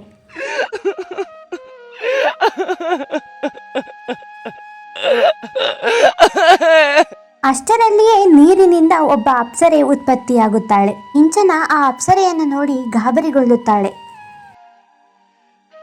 ಅಯ್ಯೋ, ಯಾರು ನೀನು? ನನ್ನನ್ನೇನು ಮಾಡಬೇಡ, ನಂದೇನೂ ತಪ್ಪಿಲ್ಲ. ಯಾರು ನೀನು? ಇಲ್ಲೇನು ಮಾಡ್ತಾ ಇದೀಯ ನೀನು? ಭಯ ಬೀಳಬೇಡ ಸಿಂಚನ, ನಾನು ನೀರಿನ ಅಪ್ಸರೆ. ನನ್ನಿಂದ ನಿನಗೆ ಯಾವುದೇ ತೊಂದರೆ ಆಗುವುದಿಲ್ಲ. ನೀನು ಅಳುತ್ತಾ ಇದ್ದೆ ಅಲ್ಲವಾ, ಅದಕ್ಕೆ ನಾನಿಲ್ಲಿಗೆ ಬಂದೆ. ನಿನ್ನ ಸಮಸ್ಯೆ ಹೇಳು. ಸಿಂಚನ ನಡೆದ ಎಲ್ಲ ಘಟನೆಯನ್ನು ಹೇಳುತ್ತಾಳೆ. ಅವಳ ಗೆಳತಿ ಹೇಗೆ ಅವಳಿಗೆ ಅವಮಾನ ಮಾಡಿದಳು ಎಂದು. ನನಗೆ ಇದ್ದಿದ್ದವಳೊಬ್ಬಳೇ ಗೆಳತಿ. ಹೋ, ನಿನ್ನ ಬಡತನವನ್ನು ನೋಡಿ ಅವಮಾನ ಮಾಡಿದರೆ ಚಿಂತಿಸಬೇಡ. ನಾನು ನಿನಗೆ ಒಂದು ವರವನ್ನು ಕೊಡುತ್ತೇನೆ.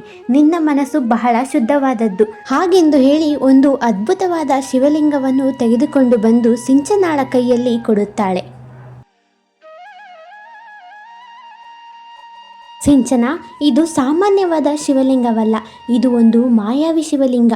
ಇದನ್ನು ಯಾವುದೇ ವಸ್ತು ಮೇಲೆ ಇಟ್ಟರೂ ಅದು ದುಗ್ಧವಾಗುತ್ತದೆ. ನಿನ್ನ ಮನಸ್ಸು ಶುದ್ಧವಾದ ಕಾರಣ ನಾನು ಇದನ್ನು ನಿನಗೆ ನೀಡುತ್ತೇನೆ. ನೀರಿನ ಅಪ್ಸರೆ, ನಿಮಗೆ ತುಂಬ ಧನ್ಯವಾದಗಳು. ನಾನೆಂದಿಗೂ ನಿಮ್ಮ ಈ ಋಣವನ್ನು ಮರೆಯುವುದಿಲ್ಲ. ನಾನು ಹೋಗಿ ಬರುತ್ತೇನೆ. ಸಿಂಚನ, ಇದೇನಮ್ಮ, ಪೂಜೆಗೆ ಅಂತ ಹೋಗಿದ್ದೆ. ನಿನ್ನ ಗೆಳತಿ ಸಮೀಕ್ಷಾ ಕೊಟ್ಲ ಈ ಶಿವಲಿಂಗವನ್ನು? ನೋಡಕ್ಕಂತೂ ತುಂಬಾ ಅದ್ಭುತವಾಗಿದೆ. ಸಿಂಚನ ನಡೆದ ಎಲ್ಲ ಘಟನೆಯನ್ನು ಹೇಳುತ್ತಾಳೆ. ಹೇಗೆ ಸಮೀಕ್ಷಾ ಅವಮಾನ ಮಾಡಿದಳು ಮತ್ತು ನೀರಿನ ಅಪ್ಸರೆ ಈ ಅದ್ಭುತವಾದ ಶಿವಲಿಂಗವನ್ನು ಕೊಟ್ಟರು ಎಂದು. ಆ ಅಪ್ಸರೆ ಹೇಳಿದರು, ಇದನ್ನು ಯಾವುದೇ ವಸ್ತು ಮೇಲೆ ಇಟ್ಟರೆ ದುಗ್ಧವಾಗುತ್ತದೆ ಎಂದು. ನಾನು ಈ ಅಕ್ಕಿಯ ಮೇಲೆ ಇಡುತ್ತೇನೆ, ನೋಡೋಣ ಇದರ ಅದ್ಭುತ ಹೇಗಿರುತ್ತದೆ ಎಂದು.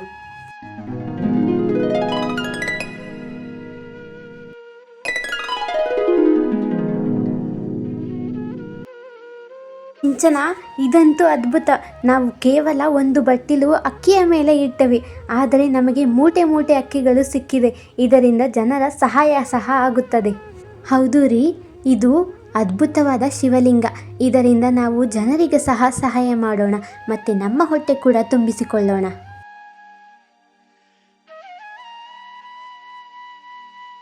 ದಿನಗಳು ಕಳೆದಂತೆ ಆ ಅದ್ಭುತವಾದ ಶಿವಲಿಂಗವನ್ನು ಬಳಸಿಕೊಂಡು ಸಿಂಚನ ಒಂದು ಸ್ವಂತ ಮನೆಯನ್ನು ಸಹ ಕಟ್ಟಿಸುತ್ತಾಳೆ. ಊರಿನಲ್ಲೇ ಅವಳು ಸಹ ಶ್ರೀಮಂತಳಾಗುತ್ತಾಳೆ. ಪ್ರತಿಯೊಂದು ಬಡ ಜನರಿಗೆ ಅವಳ ಕೈಯಲ್ಲಾದಷ್ಟು ಸಹಾಯಗಳನ್ನು ಮಾಡುತ್ತಾಳೆ. ಅವಳು ಶ್ರೀಮಂತಳಾದರೂ ಅವಳಲ್ಲಿ ಅಹಂಕಾರ ಇರುವುದಿಲ್ಲ. ಸಿಂಚನ ಇವಾಗ ಎಷ್ಟು ಶ್ರೀಮಂತಳಾಗಿದ್ದಾಳೆ, ಆದರೂ ಸಹ ಅವಳು ಬಡವರಿಗೆ ತುಂಬಾ ಸಹಾಯ ಮಾಡ್ತಾ ಇದ್ದಾಳೆ. ಈ ಥರ ಒಬ್ಬರು ಇದ್ದರೂ ಸಹ ಊರೇ ನೆಮ್ಮದಿಯಾಗಿರಬಹುದು ಗೊತ್ತಾ? ಹೌದು ಕಣೇಮ್ಮ, ಅವಳ ಗೆಳತಿ ಸಮೀಕ್ಷಾ ಸಹ ಶ್ರೀಮಂತಳು, ಆದರೂ ಯಾವತ್ತೂ ಅವಳು ಜನರಿಗೆ ಈ ಥರ ಉಪಕಾರವನ್ನು ಮಾಡಿರಲಿಲ್ಲ. ಆದರೆ ಸಿಂಚನ ಎಲ್ಲರಿಗೂ ಉಪಕಾರ ಮಾಡ್ತಾಳೆ. ಈ ವಿಷಯವನ್ನು ನಾನು ಅವಳ ಗೆಳತಿ ಸಮೀಕ್ಷಾಗೆ ಹೇಳಬೇಕು. ಸಮೀಕ್ಷಾಗೆ ಇದ್ರ ಬಗ್ಗೆ ಗೊತ್ತಿದೆಯೋ ಗೊತ್ತಿಲ್ವೋ, ನಾನು ಇವತ್ತೇ ಹೋಗಿ ಹೇಳ್ತೀನಿ. ಸಮೀಕ್ಷಾ, ಸಿಂಚನ ನಿನ್ನ ಗೆಳತಿ ಎಷ್ಟು ಒಳ್ಳೆಯವಳು ಗೊತ್ತಾ? ಅವಳು ಊರಿನ ಎಲ್ಲ ಜನರಿಗೂ ಸಹಾಯ ಮಾಡ್ತಾ ಇದ್ದಾಳೆ. ಅವಳು ಬಡವರಿಗೆಲ್ಲ ಅನ್ನದಾನ ಎಲ್ಲ ಮಾಡ್ತಾಳೆ. ಮಮತಾ, ನಿನಗೇನಾದರೂ ಹುಚ್ಚಿಡ್ದಿದ್ಯಾ? ಏನು ಮಾತಾಡ್ತಾ ಇದೆಯಾ? ಏನಾದರೂ ಕನ್ಸ್ಕಂಡ್ಯಾ? ಅವಳು ಬಡವಳು ಕಣೆ, ಅವಳ ಹತ್ರ ದಾನ ಮಾಡೋಷ್ಟು ಎಲ್ಲಿ ಬರುತ್ತೆ? ಸಮೀಕ್ಷಾ, ನಾನು ನಿಜ ಹೇಳ್ತಾ ಇದ್ದೀನಿ, ಬೇಕಂದರೆ ನೀನೇ ಹೋಗಿ ನೋಡು. ಅವಳು ಇವಾಗ ಶ್ರೀಮಂತಳಾಗಿದ್ದಾಳೆ ಮತ್ತು ಹೊಸ ಮನೆ ಸಹ ಕಟ್ಟಿದ್ದಾಳೆ. ಹೌದಾ ಮಮತಾ, ನೀನು ಹೇಳ್ತಾ ಇದೀಯ ಅಂದರೆ ನಾನು ಒಂದ್ಸರಿ ಆ ಕಡೆ ಹೋಗ್ಬಿಟ್ಟು ನೋಡಲೇಬೇಕು. ಹಾಗೆಂದು ಹೇಳಿ ಸಮೀಕ್ಷಾ ಅಲ್ಲಿಂದ ಸಿಂಚನಾಳ ಮನೆಗೆ ಹೋಗುತ್ತಾಳೆ. ಸಮೀಕ್ಷಾ ಸಿಂಚನಾಳ ಹೊಸ ಮನೆಯನ್ನು ನೋಡಿ ಆಶ್ಚರ್ಯಗೊಳ್ಳುತ್ತಾಳೆ.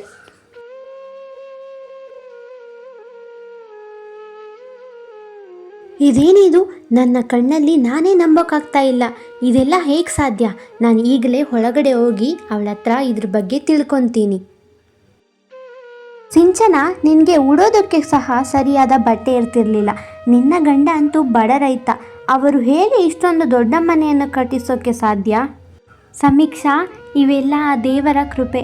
ಆ ದೇವರು ನನ್ನ ಈ ಒಳ್ಳೆತನವನ್ನು ನೋಡಿ ಅದಕ್ಕೆ ನನಗೆ ಈ ವರವನ್ನು ಕೊಟ್ಟ. ಇದನ್ನು ನಾನು ಒಳ್ಳೆತನಕ್ಕೆ ಉಪಯೋಗ ಮಾಡ್ತೀನಿ. ಒಳ್ಳೆತನಕ್ಕೆ ವರವನ್ನು ಕೊಟ್ರಾ? ಯಾರು ಕೊಟ್ಟಿದ್ದು? ಏನಂಥದ್ದು ಕೊಟ್ಟರು? ನನಗೂ ಸ್ವಲ್ಪ ತೋರಿಸು, ನನಗೂ ಸ್ವಲ್ಪ ಹೇಳು. ನಾನು ನಿನ್ನ ಗೆಳತಿ ಅಲ್ವಾ? ನೋಡು, ಈ ಶಿವಲಿಂಗ ಇದೊಂದು ಸಾಮಾನ್ಯ ಶಿವಲಿಂಗ ಅಲ್ಲ, ಇದೊಂದು ಅದ್ಭುತವಾದ ಶಿವಲಿಂಗ. ಇದು ಯಾವುದೇ ವಸ್ತು ಮೇಲೆ ಇಟ್ಟರೂ ಅದು ದುಗ್ನವಾಗುತ್ತದೆ. ಸಮೀಕ್ಷಾ ಈ ಮಾತುಗಳನ್ನು ಕೇಳಿ ಒಂದು ಕ್ಷಣ ಬೆರಗಾಗಿ ಯೋಚಿಸುತ್ತಾಳೆ. ಇದರಿಂದನೇ ನಾನು ಶ್ರೀಮಂತಳಾದೆ ಮತ್ತು ಜನರಿಗೆ ಸಹಾಯ ಸಹ ಮಾಡ್ತಿರೋದು. ಸಮೀಕ್ಷಾ, ನೀನು ತಪ್ಪಾಗಿ ತಿಳ್ಕೊಂಬಿಡ. ಈ ಶಿವಲಿಂಗ ನನಗೆ ಸೇರಬೇಕಾಗಿರೋದು. ಯಾಕಂದರೆ ನಾನು ನಿನ್ನ ಗೆಳತಿ ಕಣೆ. ಈ ಊರಲ್ಲಿ ನಾನೊಬ್ಬಳೇ ಶ್ರೀಮಂತಳಾಗಿರಬೇಕು. ಹಾಗೆಂದು ಹೇಳಿ ಆ ಶಿವಲಿಂಗವನ್ನು ಸಮೀಕ್ಷಾ ಅವಳ ಕೈಯಿಂದ ಕಸಿದುಕೊಳ್ಳುತ್ತಾಳೆ. ಇನ್ಮೇಲೆ ಇದು ನಂದಾಯಿತು, ಇದನ್ನು ಮರ್ತೋಗು, ಸರಿನಾ? ಆದರೆ ಸಮೀಕ್ಷಾ, ಇದು ಆ ನೀರಿನ ಅಪ್ಸರೆ ನನಗೆ ಅಂತ ಕೊಟ್ಟಿರೋದು. ನಾನು ನಿನಗೆ ಹೇಗೆ ಕೊಡಲಿ? ನಿನಗೆ ಬೇಕು ಅಂದರೆ ನೀನು ಸಹ ಹೋಗಿ ತಗೋ. ನಿನ್ನ ಥರ ಕಣ್ಣೀರು ಹಾಕ್ಕೊಂಡು ತಗೊಳ್ಳೋ ಅಷ್ಟು ನನ್ನ ಹತ್ರ ಇಲ್ಲ. ನಾನಂತೂ ಯಾವಾಗೂ ಇದೇ ಥರ ಕಿತ್ಕೊತಾ ಇರ್ತೀನಿ. ಸರಿ, ನಾನು ಹೋಗ್ಬಿಟ್ಟು ಬರ್ತೀನಿ. ಇದನ್ನು ಇನ್ಮೇಲೆ ಮರ್ತೋಗು. ಹಾಗೆಂದು ಹೇಳಿ ಸಮೀಕ್ಷಾ ಅಲ್ಲಿಂದ ಆ ಶಿವಲಿಂಗವನ್ನು ತೆಗೆದುಕೊಂಡು ಮನೆಗೆ ಹಿಂತಿರುಗುತ್ತಾಳೆ. ವಾವ್, ಇದಂತೂ ಎಷ್ಟು ಅದ್ಭುತವಾಗಿದೆ. ಈ ಶಿವಲಿಂಗ ನೋಡೋಕ್ಕೆ ಸಹ ಸುಂದರವಾಗಿದೆ. ನಾನು ಇದನ್ನು ಏನರ ಮೇಲೆ ಇಟ್ಟಿದ್ರೂ ದುಗ್ನ ಆಗುತ್ತೆ ಅಂದರೆ ನಾನು ಇದನ್ನು ಚಿನ್ನದ ನಾಣ್ಯಗಳ ಮೇಲೆ ಇಡ್ತೀನಿ. ಹಾಗೆಂದು ಹೇಳಿ ಅವಳು ಚಿನ್ನದ ನಾಣ್ಯದ ಮೇಲೆ ಇಡುತ್ತಾಳೆ. ಶಿವಲಿಂಗವನ್ನು ಚಿನ್ನದ ನಾಣ್ಯ ಮೇಲೆ ಇಟ್ಟರೂ ಸಹ ಎಲ್ಲ ನಾಣ್ಯಗಳು ಮಾಯವಾಗುತ್ತದೆ. ಅವಳು ಆಶ್ಚರ್ಯಗೊಂಡು ಆಲೋಚಿಸುತ್ತಾಳೆ. ಅಯ್ಯೋ, ಇದು ಹೇಗೆ ಸಾಧ್ಯ? ಇದನ್ನು ಎದ್ರ ಮೇಲಿಟ್ಟರೂ ದುಗ್ನ ಆಗುತ್ತೆ ಅಂತ ಹೇಳಿದ್ಲು. ಇವೆಲ್ಲ ಸುಳ್ಳು. ನಾನು ಈಗಲೇ ಆ ನೀರಿನ ಅಪ್ಸರೆ ಹತ್ರ ಹೋಗಿ ಇದ್ರ ಬಗ್ಗೆ ವಾದ ಮಾಡಬೇಕು. ನನಗೆ ಯಾಕೆ ಈ ಥರ ಆಗ್ತಿದೆ? ಅವಳಿಗೆ ಮಾತ್ರ ಎಲ್ಲ ಸಿಕ್ತು. ಹಾಗೆಂದು ಹೇಳಿ ಅವಳು ನೀರಿನ ಅಪ್ಸರೆ ಹತ್ರ ಹೋಗುತ್ತಾಳೆ. ನೀರಿನ ಅಪ್ಸರೆ, ಹೊರಗೆ ಬಾ. ನೀನು ಇಷ್ಟೊಂದು ಮೋಸ ಮಾಡ್ತೀಯಾ? ಹೊರಗಡೆ ಬಾ, ನಿನ್ನ ಹತ್ರ ಮಾತಾಡಬೇಕು. ಸಮೀಕ್ಷಾಳ ಮಾತನ್ನು ಕೇಳಿ ನೀರಿನ ಅಪ್ಸರೆ ನೀರಿಂದ ಹೊರಗಡೆ ಬರುತ್ತಾಳೆ. ಏನಾಯಿತು ಸಮೀಕ್ಷಾ? ಯಾಕೆ ಹೀಗೆ ಕಿರುಚಾಡುತ್ತಿದ್ದೀಯಾ? ನಿನ್ನ ಕಷ್ಟ ಏನಂತ ಹೇಳು, ನಾನು ನಿನಗೆ ಪರಿಹಾರ ಕೊಡುತ್ತೇನೆ. ಏನಾಯಿತು ಅಮ್ಮ? ನೀನು ಈ ಶಿವಲಿಂಗವನ್ನು ಸಿಂಚನಗೆ ಕೊಟ್ಟಿದ್ದೆ ಅಲ್ವಾ? ಏಂದ್ರ ಮೇಲೆ ಇಟ್ಟರು ಸಹ ದುಗ್ನ ಆಗುತ್ತೆ ಅಂತ ಹೇಳಿದ್ದೆ. ಈ ಶಿವಲಿಂಗವನ್ನು ನಾನು ತಗೊಂಡೆ. ನಾನು ಇದನ್ನು ಚಿನ್ನದ ನಾಣ್ಯ ಮೇಲೆ ಇಟ್ಟರೆ ಅದು ದುಗ್ನ ಆಗಿಲ್ಲ. ಸಮೀಕ್ಷಾ, ಅದು ಏಕೆ ದುಗ್ನವಾಯಿತು ಅಂತ ನಿನಗೆ ತಿಳಿದಿದೆಯಾ? ಸಿಂಚನಾಳ ಮನಸ್ಸು ಬಹಳ ಶುದ್ಧವಾದದ್ದು. ಅವಳಿಗೆ ಆಸ್ತಿ ಅಂತಸ್ತಿನ ಮೇಲೆ ಯಾವುದೇ ಮೋಹ ಇರಲಿಲ್ಲ. ಅವಳಿಗೆ ಕೇವಲ ಅವಳ ಗೆಳತಿಯ ಸ್ನೇಹ ಬೇಕಾಗಿತ್ತು. ಆದರೆ ನಿನಗೆ ಆ ಸ್ನೇಹದ ಅರ್ಥ ಗೊತ್ತಾಗಲಿಲ್ಲ. ಅವಳು ನಿನ್ನ ಸಲುವಾಗಿ ಇಲ್ಲಿಗೆ ಬಂದಳು. ಈ ಮಾತನ್ನು ಕೇಳಿ ಸಮೀಕ್ಷಳ ಮನಸ್ಸಿಗೆ ನೋವಾಗುತ್ತದೆ. ಅವಳು ಹೇಳುತ್ತಾಳೆ, ಏನು, ಸಿಂಚನ ನನಗೋಸ್ಕರ ಬಂದ್ಲ? ಅವಳಿಗೆ ಕೇವಲ ನನ್ನ ಗೆಳೆತನ ಬೇಕಾಗಿತ್ತ? ನಾನು ಆಸ್ತಿ ಅಂತಸ್ತಕ್ಕೋಸ್ಕರ ಬಂದ್ಲು ಅಂತ ಅಂದ್ಕೊಂಡೆ. ನಾನು ದುಡ್ಡಿನ ಮುಂದೆ ಅವಳನ್ನು ಕೀಳಾಗಿ ನೋಡಿದೆ. ಆದರೆ ಅವಳು ಎಲ್ಲದಕ್ಕೂ ನನ್ನ ಫ್ರೆಂಡ್ಶಿಪ್ಪೇ ಮುಖ್ಯ ಅಂತ ನಿನ್ನ ಹತ್ರ ಬಂದಿದ್ಲು. ಸಿಂಚನ, ತಗೋ, ನನ್ನಿಂದ ತಪ್ಪಾಯಿತು. ನನಗೆ ನೀರಿನ ಅಪ್ಸರೆ ಎಲ್ಲವನ್ನೂ ಹೇಳಿದಳು. ನನ್ನ ಅಹಂಕಾರ ನನ್ನಿಂದನೇ ಇವತ್ತು ಮಣ್ಣಾಗೋಯ್ತು. ತಗೋ ಈ ಶಿವಲಿಂಗ. ನೋಡು, ನಾನು ಈ ಶಿವಲಿಂಗಗೋಸ್ಕರ ಇವೆಲ್ಲ ಮಾಡಿಲ್ಲ, ಸರಿನಾ? ನನಗೆ ನಿನ್ನ ಗೆಳೆತನ ಬೇಕಾಗಿತ್ತು. ನೀನು ನನ್ನ ಬಾಲ್ಯದ ಸ್ನೇಹಿತೆ. ನನಗಿರೋದು ನೀನೊಬ್ಳೆ. ಸಾರಿ ಕಣೆ ಸಿಂಚನ, ನನ್ನನ್ನು ಕ್ಷಮಿಸ್ಬಿಡು. ತಗೋ ಈ ಶಿವಲಿಂಗ. ಇನ್ಮೇಲೆ ನಾನು ನೀನು ಗೆಳೆಯರಾಗಿರೋಣ. ಏನಂತೀಯ? ನನ್ನ ತಪ್ಪನ್ನು ಕ್ಷಮಿಸ್ಬಿಡು. ನಾನು ಶ್ರೀಮಂತಲು, ಹಣ, ಆಸ್ತಿ, ಅಂತಸ್ತು ಇಷ್ಟನ್ನೇ ನೋಡಿದೆ. ಆದರೆ ನಿನ್ನ ಈ ಮುಗ್ಧ ಮನಸ್ಸಿನ ಸ್ನೇಹಿತವನ್ನು ನೋಡೇ ಇರಲಿಲ್ಲ ನಾನು. ಗೆಳೆಯರಲ್ಲಿ ಕ್ಷಮೆ ಎಲ್ಲ ಇರೋದಿಲ್ಲ. ನೀನು ಏನೇ ಅಂದರೂ ನೀನು ನನ್ನ ಗೆಳತಿಯೇ. ಸಿಂಚನ ಸಮೀಕ್ಷಳನ್ನು ಕ್ಷಮಿಸುತ್ತಾಳೆ. ಇದಾದ ನಂತರ ಸಿಂಚನ ಮತ್ತು ಸಮೀಕ್ಷಾ ಊರಿನಲ್ಲಿ ಅತ್ಯಂತ ಶ್ರೇಷ್ಠ ಗೆಳತಿಯರಾಗುತ್ತಾರೆ. ರಮ್ಯಾಳ ತಾಯಿ ತಂದೆ ತೀರಿ ಹೋದ ಕಾರಣ ಅವಳು ಅವಳ ಮಲತಾಯಿ ಸಹನಾ ಮತ್ತು ಮಲತಂಗಿ ಭವ್ಯಳ ಜೊತೆ ವಾಸ ಮಾಡ್ತಾ ಇದ್ದಳು. ಹಾಗೆ ಅವಳ ಮನೆಯಲ್ಲಿ ಅವರ ಅಜ್ಜಿ ಶಾರದಾ ಸಹ ಅಲ್ಲಿಯೇ ವಾಸ ಮಾಡ್ತಾ ಇದ್ಲು.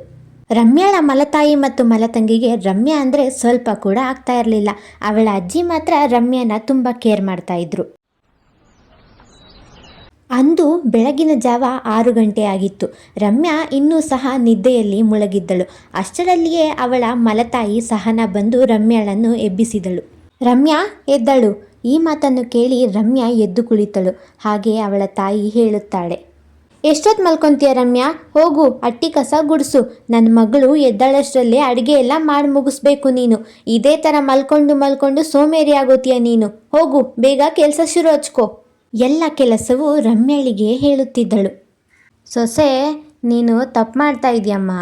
ರಮ್ಯಾ ಕೈಯಲ್ಲಿ ಮಾತ್ರ ಇಷ್ಟು ಬೆಳಗ್ಗೆ ಕಸ ಗುಡಿಸ್ತಾ ಇದೆಯಾ? ಇನ್ನೂ ಇವಾಗ 6 ಗಂಟೆ, ವಯಸ್ಸುಡ್ಗಿ, ಸ್ವಲ್ಪ ಮಲ್ಕೊಂಡ್ಲಿ. ಅತ್ತೆ, ಇದರಲ್ಲಿ ನೀವು ಮೂಗು ತೂರಿಸ್ಬೇಡಿ. ನನಗೆ ಗೊತ್ತು ಏನು ಮಾಡಬೇಕು ಅಂತ. ಮನೇಲಿ ದೊಡ್ಡ ಮಗಳು ವಯಸ್ಸಿಗೆ ಬಂದಿದ್ದಾಳೆ. ಕೆಲಸ ಮಾಡಿಲ್ಲ ಅಂದರೆ ಜನ ಏನಾದರೂ ಮಾತಾಡಲ್ವಾ? ಸರಿ ಬಿಡಮ್ಮ, ಜನರ ಬಗ್ಗೆ ಚಿಂತೆ ಮಾಡಬೇಡ. ಆದರೆ ತಾಯಿ ಇಲ್ದಿರೋ ಮಗು ಅದು. ಸ್ವಲ್ಪ ಆದರೂ ಚೆನ್ನಾಗಿ ಮಾತಾಡ್ಸಮ್ಮ ಅವಳ ಹತ್ರ. ಅವರ ಅಜ್ಜಿ ಎಷ್ಟೇ ಹೇಳಿದರೂ ಸಹ ಎಲ್ಲ ಕೆಲಸವನ್ನು ರಮ್ಯಾಳ ಕೈಯಲ್ಲಿಯೇ ಮಾಡಿಸುತ್ತಿದ್ದರು. ರಮ್ಯಾ ಹಿಂದೆ ಮುಂದೆ ಸ್ವಲ್ಪ ಕೂಡ ಯೋಚನೆ ಮಾಡದೆ ಎಲ್ಲ ಕೆಲಸ ಮಾಡ್ತಿದ್ಲು. ರಮ್ಯಾಳ ಮಲತಂಗಿ ಭವ್ಯ ಬೆಳಗಿನ ಜಾವ 10 ಗಂಟೆಯಾದರೂ ಇನ್ನೂ ಸಹ ಮಲಗಿರ್ತಾನೆ ಇರ್ತಿದ್ಲು. ಬಂಗಾರಿ, ಭವ್ಯ ಪುಟ್ಟಿ, ಎದ್ದಳಮ್ಮ. ಸೂರ್ಯ ನೆತ್ತಿ ಮೇಲೆ ಬಂದ. ಎದ್ದಾಳು. ಎದ್ದು ಫ್ರೆಶ್ ಅಪ್ ಆಗು. ಅವಳು ಅಡುಗೆ ಮಾಡ್ಕೊಂಬರ್ತಾಳೆ. ಆಮೇಲೆ ಇಬ್ಬರು ಸೇರಿಕೊಂಡು ಊಟ ತಿನ್ನೋಣ, ಸರಿನಾ? ಇಬ್ಬರಿಗೂ ಸಹ ರಮ್ಯಾ ಊಟವನ್ನು ಬಡಿಸುತ್ತಾಳೆ. ಇಬ್ಬರು ಊಟವನ್ನು ಚೆನ್ನಾಗಿದೆ ಎಂದು ಮನಸ್ಸಿನಲ್ಲಿ ಅಂದುಕೊಂಡು ತಿನ್ನುತ್ತಾರೆ. ಆದರೂ ಸಹ ಅವರು ರಮ್ಯಾಳಿಗೆ ಬೈಯುತ್ತಾರೆ. ಏನು ಸಾಗು ಮಾಡಿದ್ಯಾ ನೀನು? ಪೂರಿಗೆ ಸಾಗು ಒಂಚೂರು ಚೆನ್ನಾಗಿಲ್ಲ. ಈ ಸಾಗುಗೆ ಉಪ್ಪು ಜಾಸ್ತಿ ಆಗಿದೆ. ನಿನಗೆ ಮಾಡೋದಕ್ಕೆ ಬರೋದಿಲ್ವಾ? ಎಷ್ಟು ದಿನದಿಂದ ಮಾಡ್ತಾ ಇದೆಯಾ? ಸ್ವಲ್ಪ ಇನ್ನೂ ಕಲ್ತ್ಕೊಂಡಿಲ್ವಾ ನೀನು? ಹೌದು ಕಣೆ ಭವ್ಯ, ನಮ್ಮೂರಲ್ಲೇ ನೀನೇ ತುಂಬ ಚೆನ್ನಾಗಿರೋ ಹುಡುಗಿ. ನಿನಗೆ ಒಳ್ಳೆ ಸೂಪರಾಗಿರೋ ಹೀರೋ ಥರ ಇರೋ ಹುಡುಗನೇ ಸಿಗ್ತಾನೆ. ಚಿಂತೆನೇ ಮಾಡೋಕ್ಕೆ ಹೋಗಬೇಡ ನೀನು. ಹೌದು, ಭವ್ಯ ಚೆನ್ನಾಗಿದ್ದಾಳೆ. ಆದರೆ ಭವ್ಯ ಅವರ ಅಕ್ಕ ಇದ್ದಾಳಲ್ವ ರಮ್ಯಾ, ಅವಳು ಕೂಡ ಇನ್ನೂ ಚೆನ್ನಾಗಿದ್ದಾಳೆ. ಇಬ್ಬರು ನೋಡೋದಕ್ಕೆ ಚೆನ್ನಾಗಿದ್ದಾರೆ ಗೊತ್ತಾ ನಮ್ಮೂರಲ್ಲಿ. ಏನ್ರೆ ನೀವು ರಮ್ಯನ ಬಗ್ಗೆ ಮಾತಾಡ್ತಾ ಇದ್ದೀರಾ? ನಾನು ಚೆನ್ನಾಗಿಲ್ವಾ? ನೀವೆಲ್ಲ ನನ್ನ ಫ್ರೆಂಡ್ಸ್ ಆಗಿಬಿಟ್ಟು ಅವಳನ್ನು ಹೊಗಳ್ತಿದ್ದೀರಾ? ದೇವ್ರೆ, ನೀವು ಯಾರು ನನ್ನ ಹತ್ರ ಮಾತಾಡಬೇಡಿ.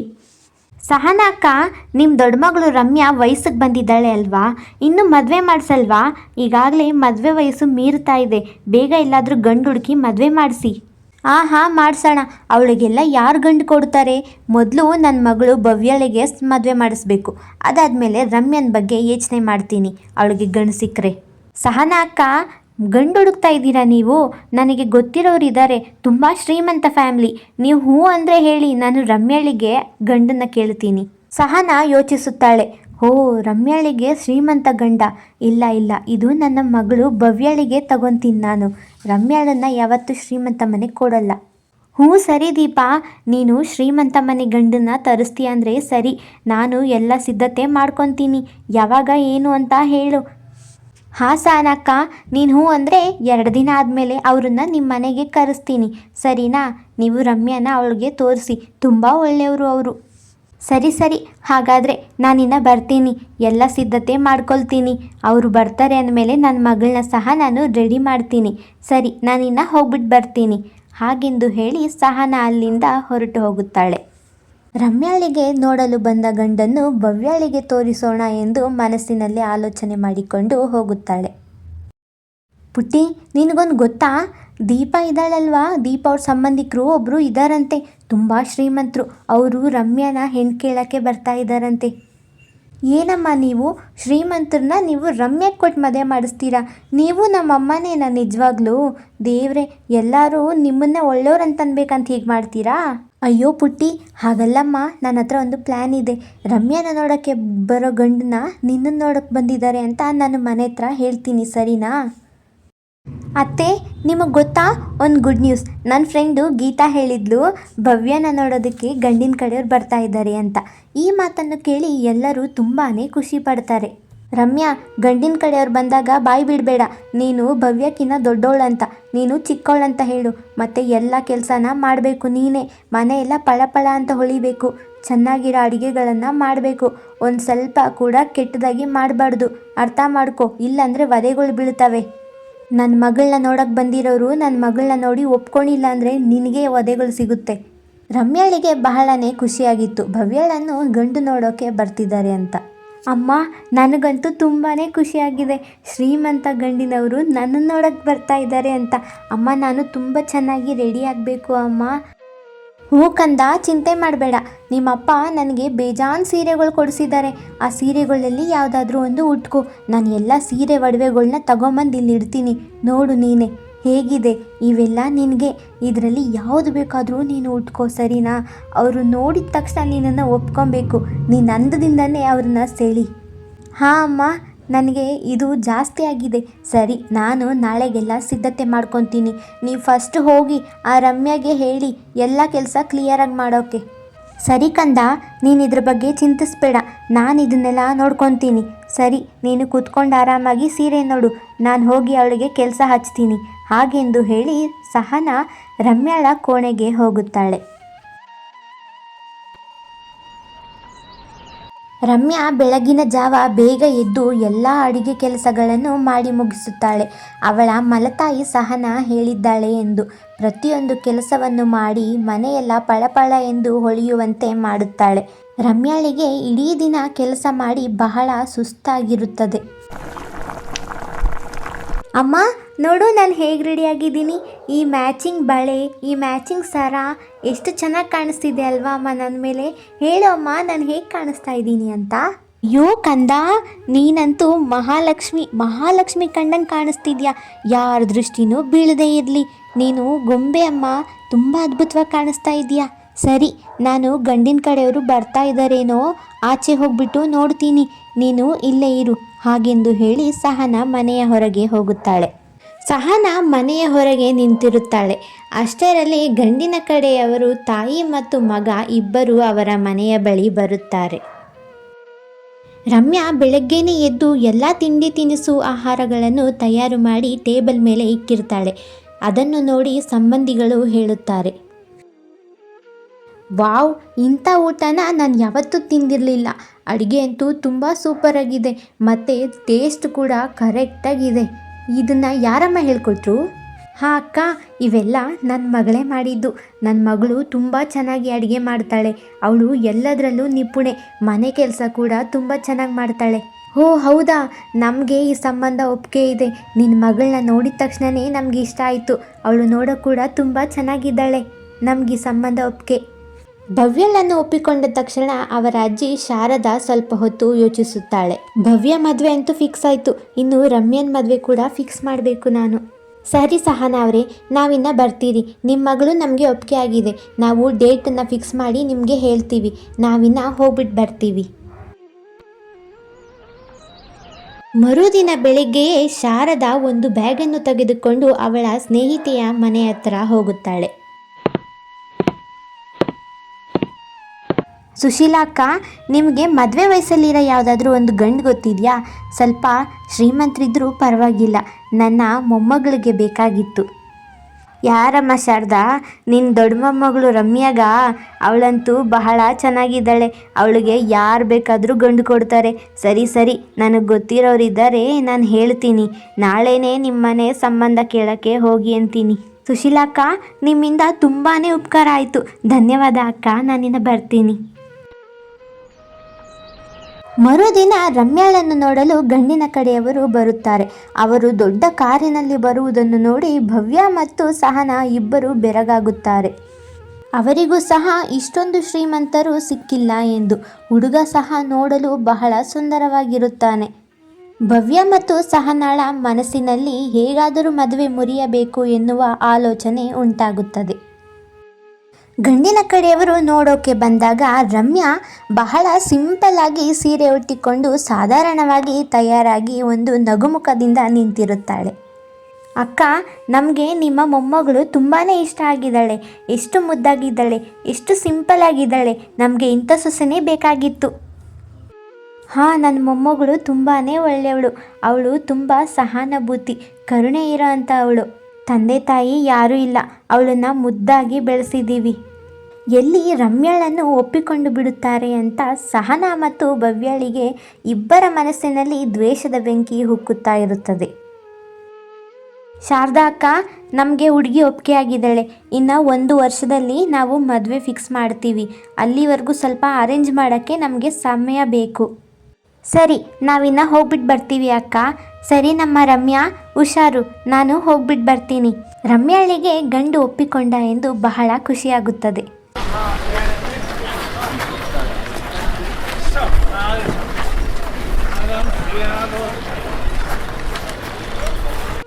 ಅಮ್ಮ, ಅವಳಿಗೆ ನನ್ಕಿನ್ನ ಶ್ರೀಮಂತ ಹುಡುಗ ಸಿಗ್ತಾ ಇದ್ದಾನೆ. ನನಗೆ ಇಷ್ಟ ಇಲ್ಲ ಅಮ್ಮ. ನನ್ಕಿನ್ನ ಚೆನ್ನಾಗಿ ಅವಳು ಇರಬಾರ್ದಮ್ಮ. ನನಗೆ ಶ್ರೀಮಂತ ಹುಡುಗ ಬೇಕಮ್ಮ, ಹೇಗಾದರೂ ಮಾಡಿ. ಚಿಂತಿಸ್ಬೇಡ ಪುಟ್ಟಿ, ನನ್ನ ಹತ್ರ ಒಂದು ಐಡಿಯಾ ಇದೆ. ಹಾಗೆಂದು ಹೇಳಿ ಸಹನಾ ಭವ್ಯಳ ಕಿವಿಯಲ್ಲಿ ಗುಸುಗುಸು ಎಂದು ಹೇಳುತ್ತಾಳೆ. ಈಗಲೇ ನಿನ್ನ ಫ್ರೆಂಡ್ಗೆ ಕರೆ ಮಾಡು. ಭವ್ಯ ಅವಳ ಸ್ನೇಹಿತೆಗೆ ಕರೆ ಮಾಡಿ ಮನೆ ಹತ್ರ ಬರೋದಕ್ಕೆ ಹೇಳ್ತಾಳೆ. ಇಬ್ಬರು ಸಹ ರಮ್ಯಾಳನ್ನು ಒಪ್ಪಿಕೊಂಡ ಗಂಡಿನ ಊರಿಗೆ ಹೋಗುತ್ತಾರೆ.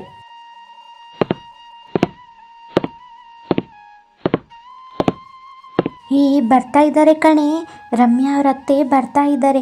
ಹಾಗೆಂದು ಹೇಳಿ ರಮ್ಯಾಳ ಬಗ್ಗೆ ಇಬ್ಬರು ಕೆಟ್ಟದಾಗಿ ಮಾತನಾಡಲು ಶುರು ಮಾಡ್ತಾರೆ. ಓ, ನೀನು ರಮ್ಯಾ ಅವ್ರ ತಂಗಿ ಅಲ್ವಾ? ಏನು ಇಲ್ಲೇನು ಮಾಡ್ತಾ ಇದ್ದೀರಾ? ರಮ್ಯಾ ಬಗ್ಗೆ ಏನೋ ಮಾತಾಡ್ತಾ ಇದ್ರಿ ಅಂತ ಅನಿಸುತ್ತೆ. ಏನು ಪುಟ್ಟ, ಏನಂತ ಹೇಳು, ನನಗೂ ಸ್ವಲ್ಪ ಕೇಳಿಸ್ಕೊತೀನಿ. ಅಯ್ಯೋ ಆಂಟಿ, ಹಾಗೇನಿಲ್ಲ. ರಮ್ಯಾ ಸರಿ ಇಲ್ಲ, ಅವಳು ತುಂಬ ಕೆಟ್ಟವಳು. ಅವಳು ಯಾವಾಗೂ ಹುಡುಗರ ಜೊತೆ ಎಲ್ಲ ಮಾತಾಡ್ತಾಳೆ. ಅವಳಿಗೆ ಅಡುಗೆ ಸಹ ಮಾಡೋಕ್ಕೆ ಬರೋಲ್ಲ. ಹೋ, ನಿಜನಾ? ಥ್ಯಾಂಕ್ಸ್ ಪುಟ್ಟಿ, ನೀನು ಹೇಳಿರಲಿಲ್ಲ ಅಂದಿದ್ರೆ ನನ್ನ ಮಗನ ಜೀವನ ಹಾಳಾಗ್ತಿತ್ತು. ನಾನು ಈ ಮದುವೆನ ನಿಲ್ಲಿಸ್ತೀನಿ ಹೇಳಿ ತುಂಬ ಒಳ್ಳೆ ಕೆಲಸ ಮಾಡಿದೆ.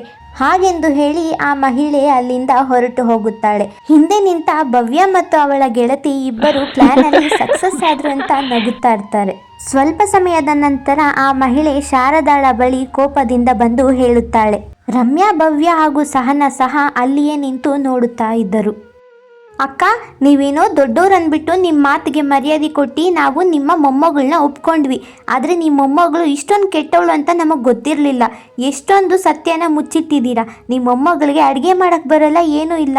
ಯಾವಾಗೂ ಗಂಡಸರ ಜೊತೆ ಮಾತಾಡ್ತಾಳಂತೆ. ಇಂಥವಳು ನಮಗೆ ಬೇಕಾಗಿಲ್ಲ. ಎಷ್ಟು ಸುಳ್ಳನ್ನು ಹೇಳ್ತೀರಾ ಇನ್ನು ನೀವು. ನಮಗೆ ಈ ಸಂಬಂಧ ಬೇಡ. ಹಾಗೆಂದು ಹೇಳಿ ಆ ಮಹಿಳೆ ಅಲ್ಲಿಂದ ಹೊರಟು ಹೋಗುತ್ತಾಳೆ. ಈ ಮಾತನ್ನು ಕೇಳಿ ಶಾರದಾಳಿಗೆ ಬಹಳ ನೋವಾಗುತ್ತದೆ. ಹಿಂದೆ ನಿಂತು ಕೇಳಿಸಿಕೊಂಡು ರಮ್ಯಾಗೆ ಸಹ ಇನ್ನೂ ಬಹಳ ನೋವಾಗುತ್ತದೆ. ಆದರೆ ಅವರ ಪ್ಲ್ಯಾನಿನಲ್ಲಿ ಸಕ್ಸಸ್ ಆದರು ಅಂತ ಇಬ್ಬರು ತಾಯಿ ಮತ್ತು ಮಗಳಿಗೆ ಖುಷಿಯಾಗುತ್ತದೆ. ಅಮ್ಮ ಏನಾದರೂ ಮಾಡು, ಈ ಸಂಬಂಧ ಅಂತೂ ಮುರಿದೋಯ್ತು. ಆದರೆ ಅಜ್ಜಿ ಕೈ ಕೊಟ್ಕೊಂಡು ಸುಮ್ಮನೆ ಇರಲ್ಲ, ಬೇರೆ ಗಂಡನ್ನ ಕರ್ಕೊಂಬಂದ್ಬಿಟ್ರೆ. ಅಯ್ಯೋ ಚಿಂತೆ ಮಾಡಬೇಡ ಪುಟ್ಟಿ, ನನಗೆ ಒಂದು ಪ್ಲ್ಯಾನ್ ಇದೆ. ಏನಾದರೂ ಮಾಡಿ ಯೋಚನೆ ಮಾಡ್ತೀನಿ. ನಿಮ್ಮ ಅಜ್ಜಿನ ಇಲ್ಲಿಂದ ಹೇಗಾದರೂ ಬೇರೆ ಕಡೆ ಕಳಿಸ್ತೀನಿ, ನೀನು ಕಾಯ್ತಾ ಇರು.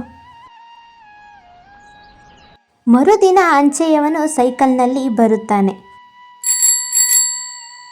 ಅಂಚೆಯವನು ಬಂದು ಒಂದು ಪತ್ರವನ್ನು ಕೊಟ್ಟು ಹೋಗುತ್ತಾನೆ.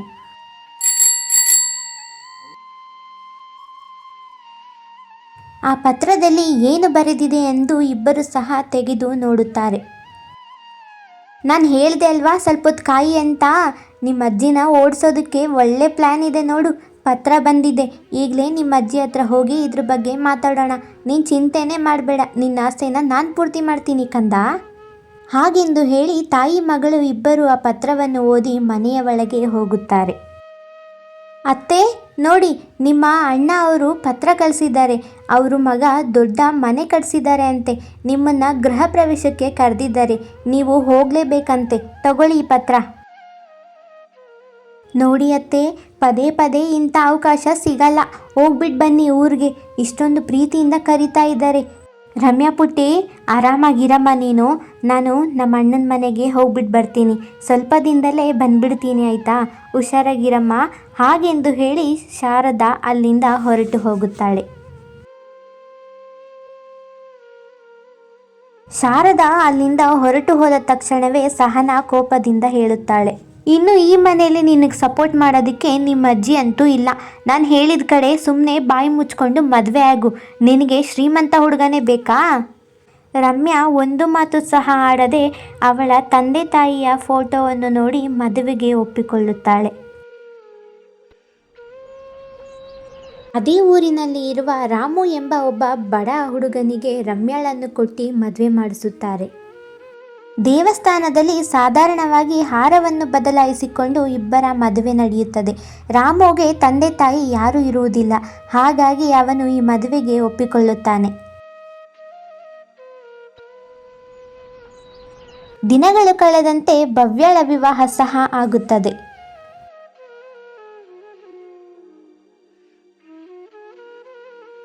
ಭವ್ಯ ಶ್ರೀಮಂತ ಮನೆಯ ಸೊಸೆ ಆಗುತ್ತಾಳೆ ಎಂದು ಅವಳ ಮುಖದಲ್ಲಿ ಸಂತೋಷ ತುಂಬಿರುತ್ತದೆ.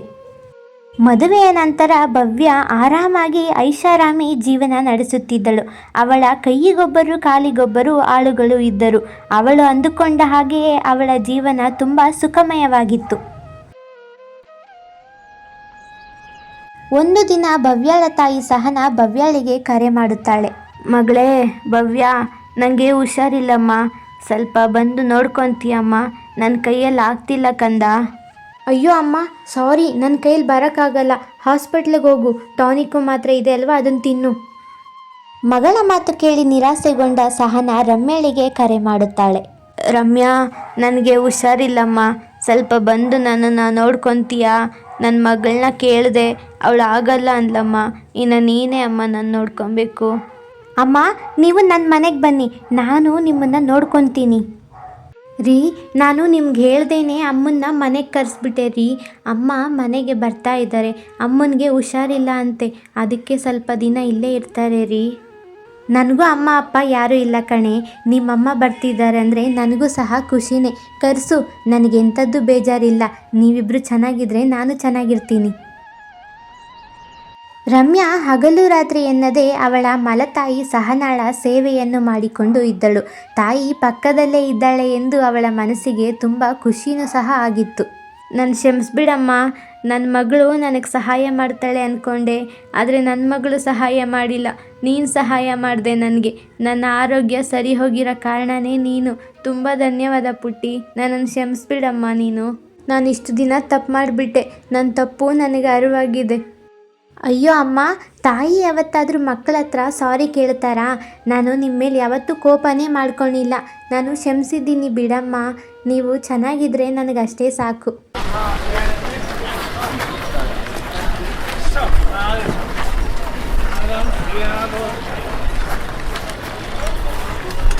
ಒಂದು ದಿನ ಭವ್ಯ ಬ್ಯಾಗಿನಲ್ಲಿ ಬಟ್ಟೆ ಮತ್ತು ಆಭರಣವನ್ನು ಅವರ ತಾಯಿಗೆ ಕೊಡೋಣ, ಖುಷಿಯಾಗುತ್ತಾಳೆ ಎಂದು ಮನೆ ಹತ್ರ ಬರ್ತಾಳೆ.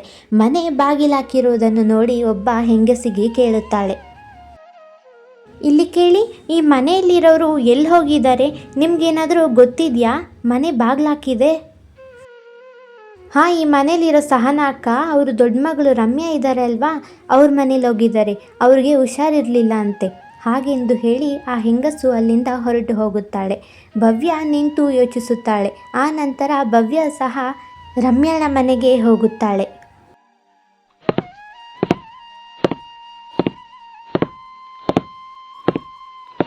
ಅಮ್ಮ, ನಿನಗೆ ಹುಷಾರಿರ್ಲಿಲ್ವಲ್ಲ, ಸರಿ ಹೋಗ್ಬಿಟ್ಟಾ? ನೋಡಿ ತುಂಬಾ ಖುಷಿ ಆಯ್ತಮ್ಮ, ನೀನು ಆರೋಗ್ಯವಾಗಿದೆಯಲ್ವಾ? ನಂಗೆ ಅದೇ ಖುಷಿ. ಇಲ್ಯಾಕಮ್ಮ ಬಂದಿದ್ಯಾ ನೀನು? ಮಾತಾಡಬೇಡ ಕಣೆ ನೀನು ನನಗೆ ಹುಷಾರಿಲ್ಲ ಅಂದ್ಬಿಟ್ಟು ಕಷ್ಟದಲ್ಲಿದ್ದಾಗ ನಿನಗೆ ಕರೆ ಮಾಡಿದೆ. ಆದರೆ ನೀನು ಇಲ್ಲ ಬರೋದಕ್ಕಾಗಲ್ಲ, ಹಾಸ್ಪಿಟ್ಲಿಗೆ ಹೋಗು ಅಂತ ಹೇಳಿದೆ. ನೀನು ನಿಜವಾಗ್ಲೂ ನನ್ನ ಮಗಳೇನಾ? ನಿನಗೆ ಸ್ವಲ್ಪ ಕೂಡ ತಾಯಿ ಮೇಲೆ ಕರುಣೆ ಇಲ್ವಾ?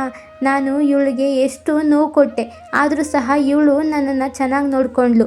ಈ ಮಾತನ್ನು ಕೇಳಿ ಭವ್ಯಳ ಮನಸ್ಸಿಗೆ ಅವಳ ತಪ್ಪು ಅರಿವಾಗುತ್ತದೆ.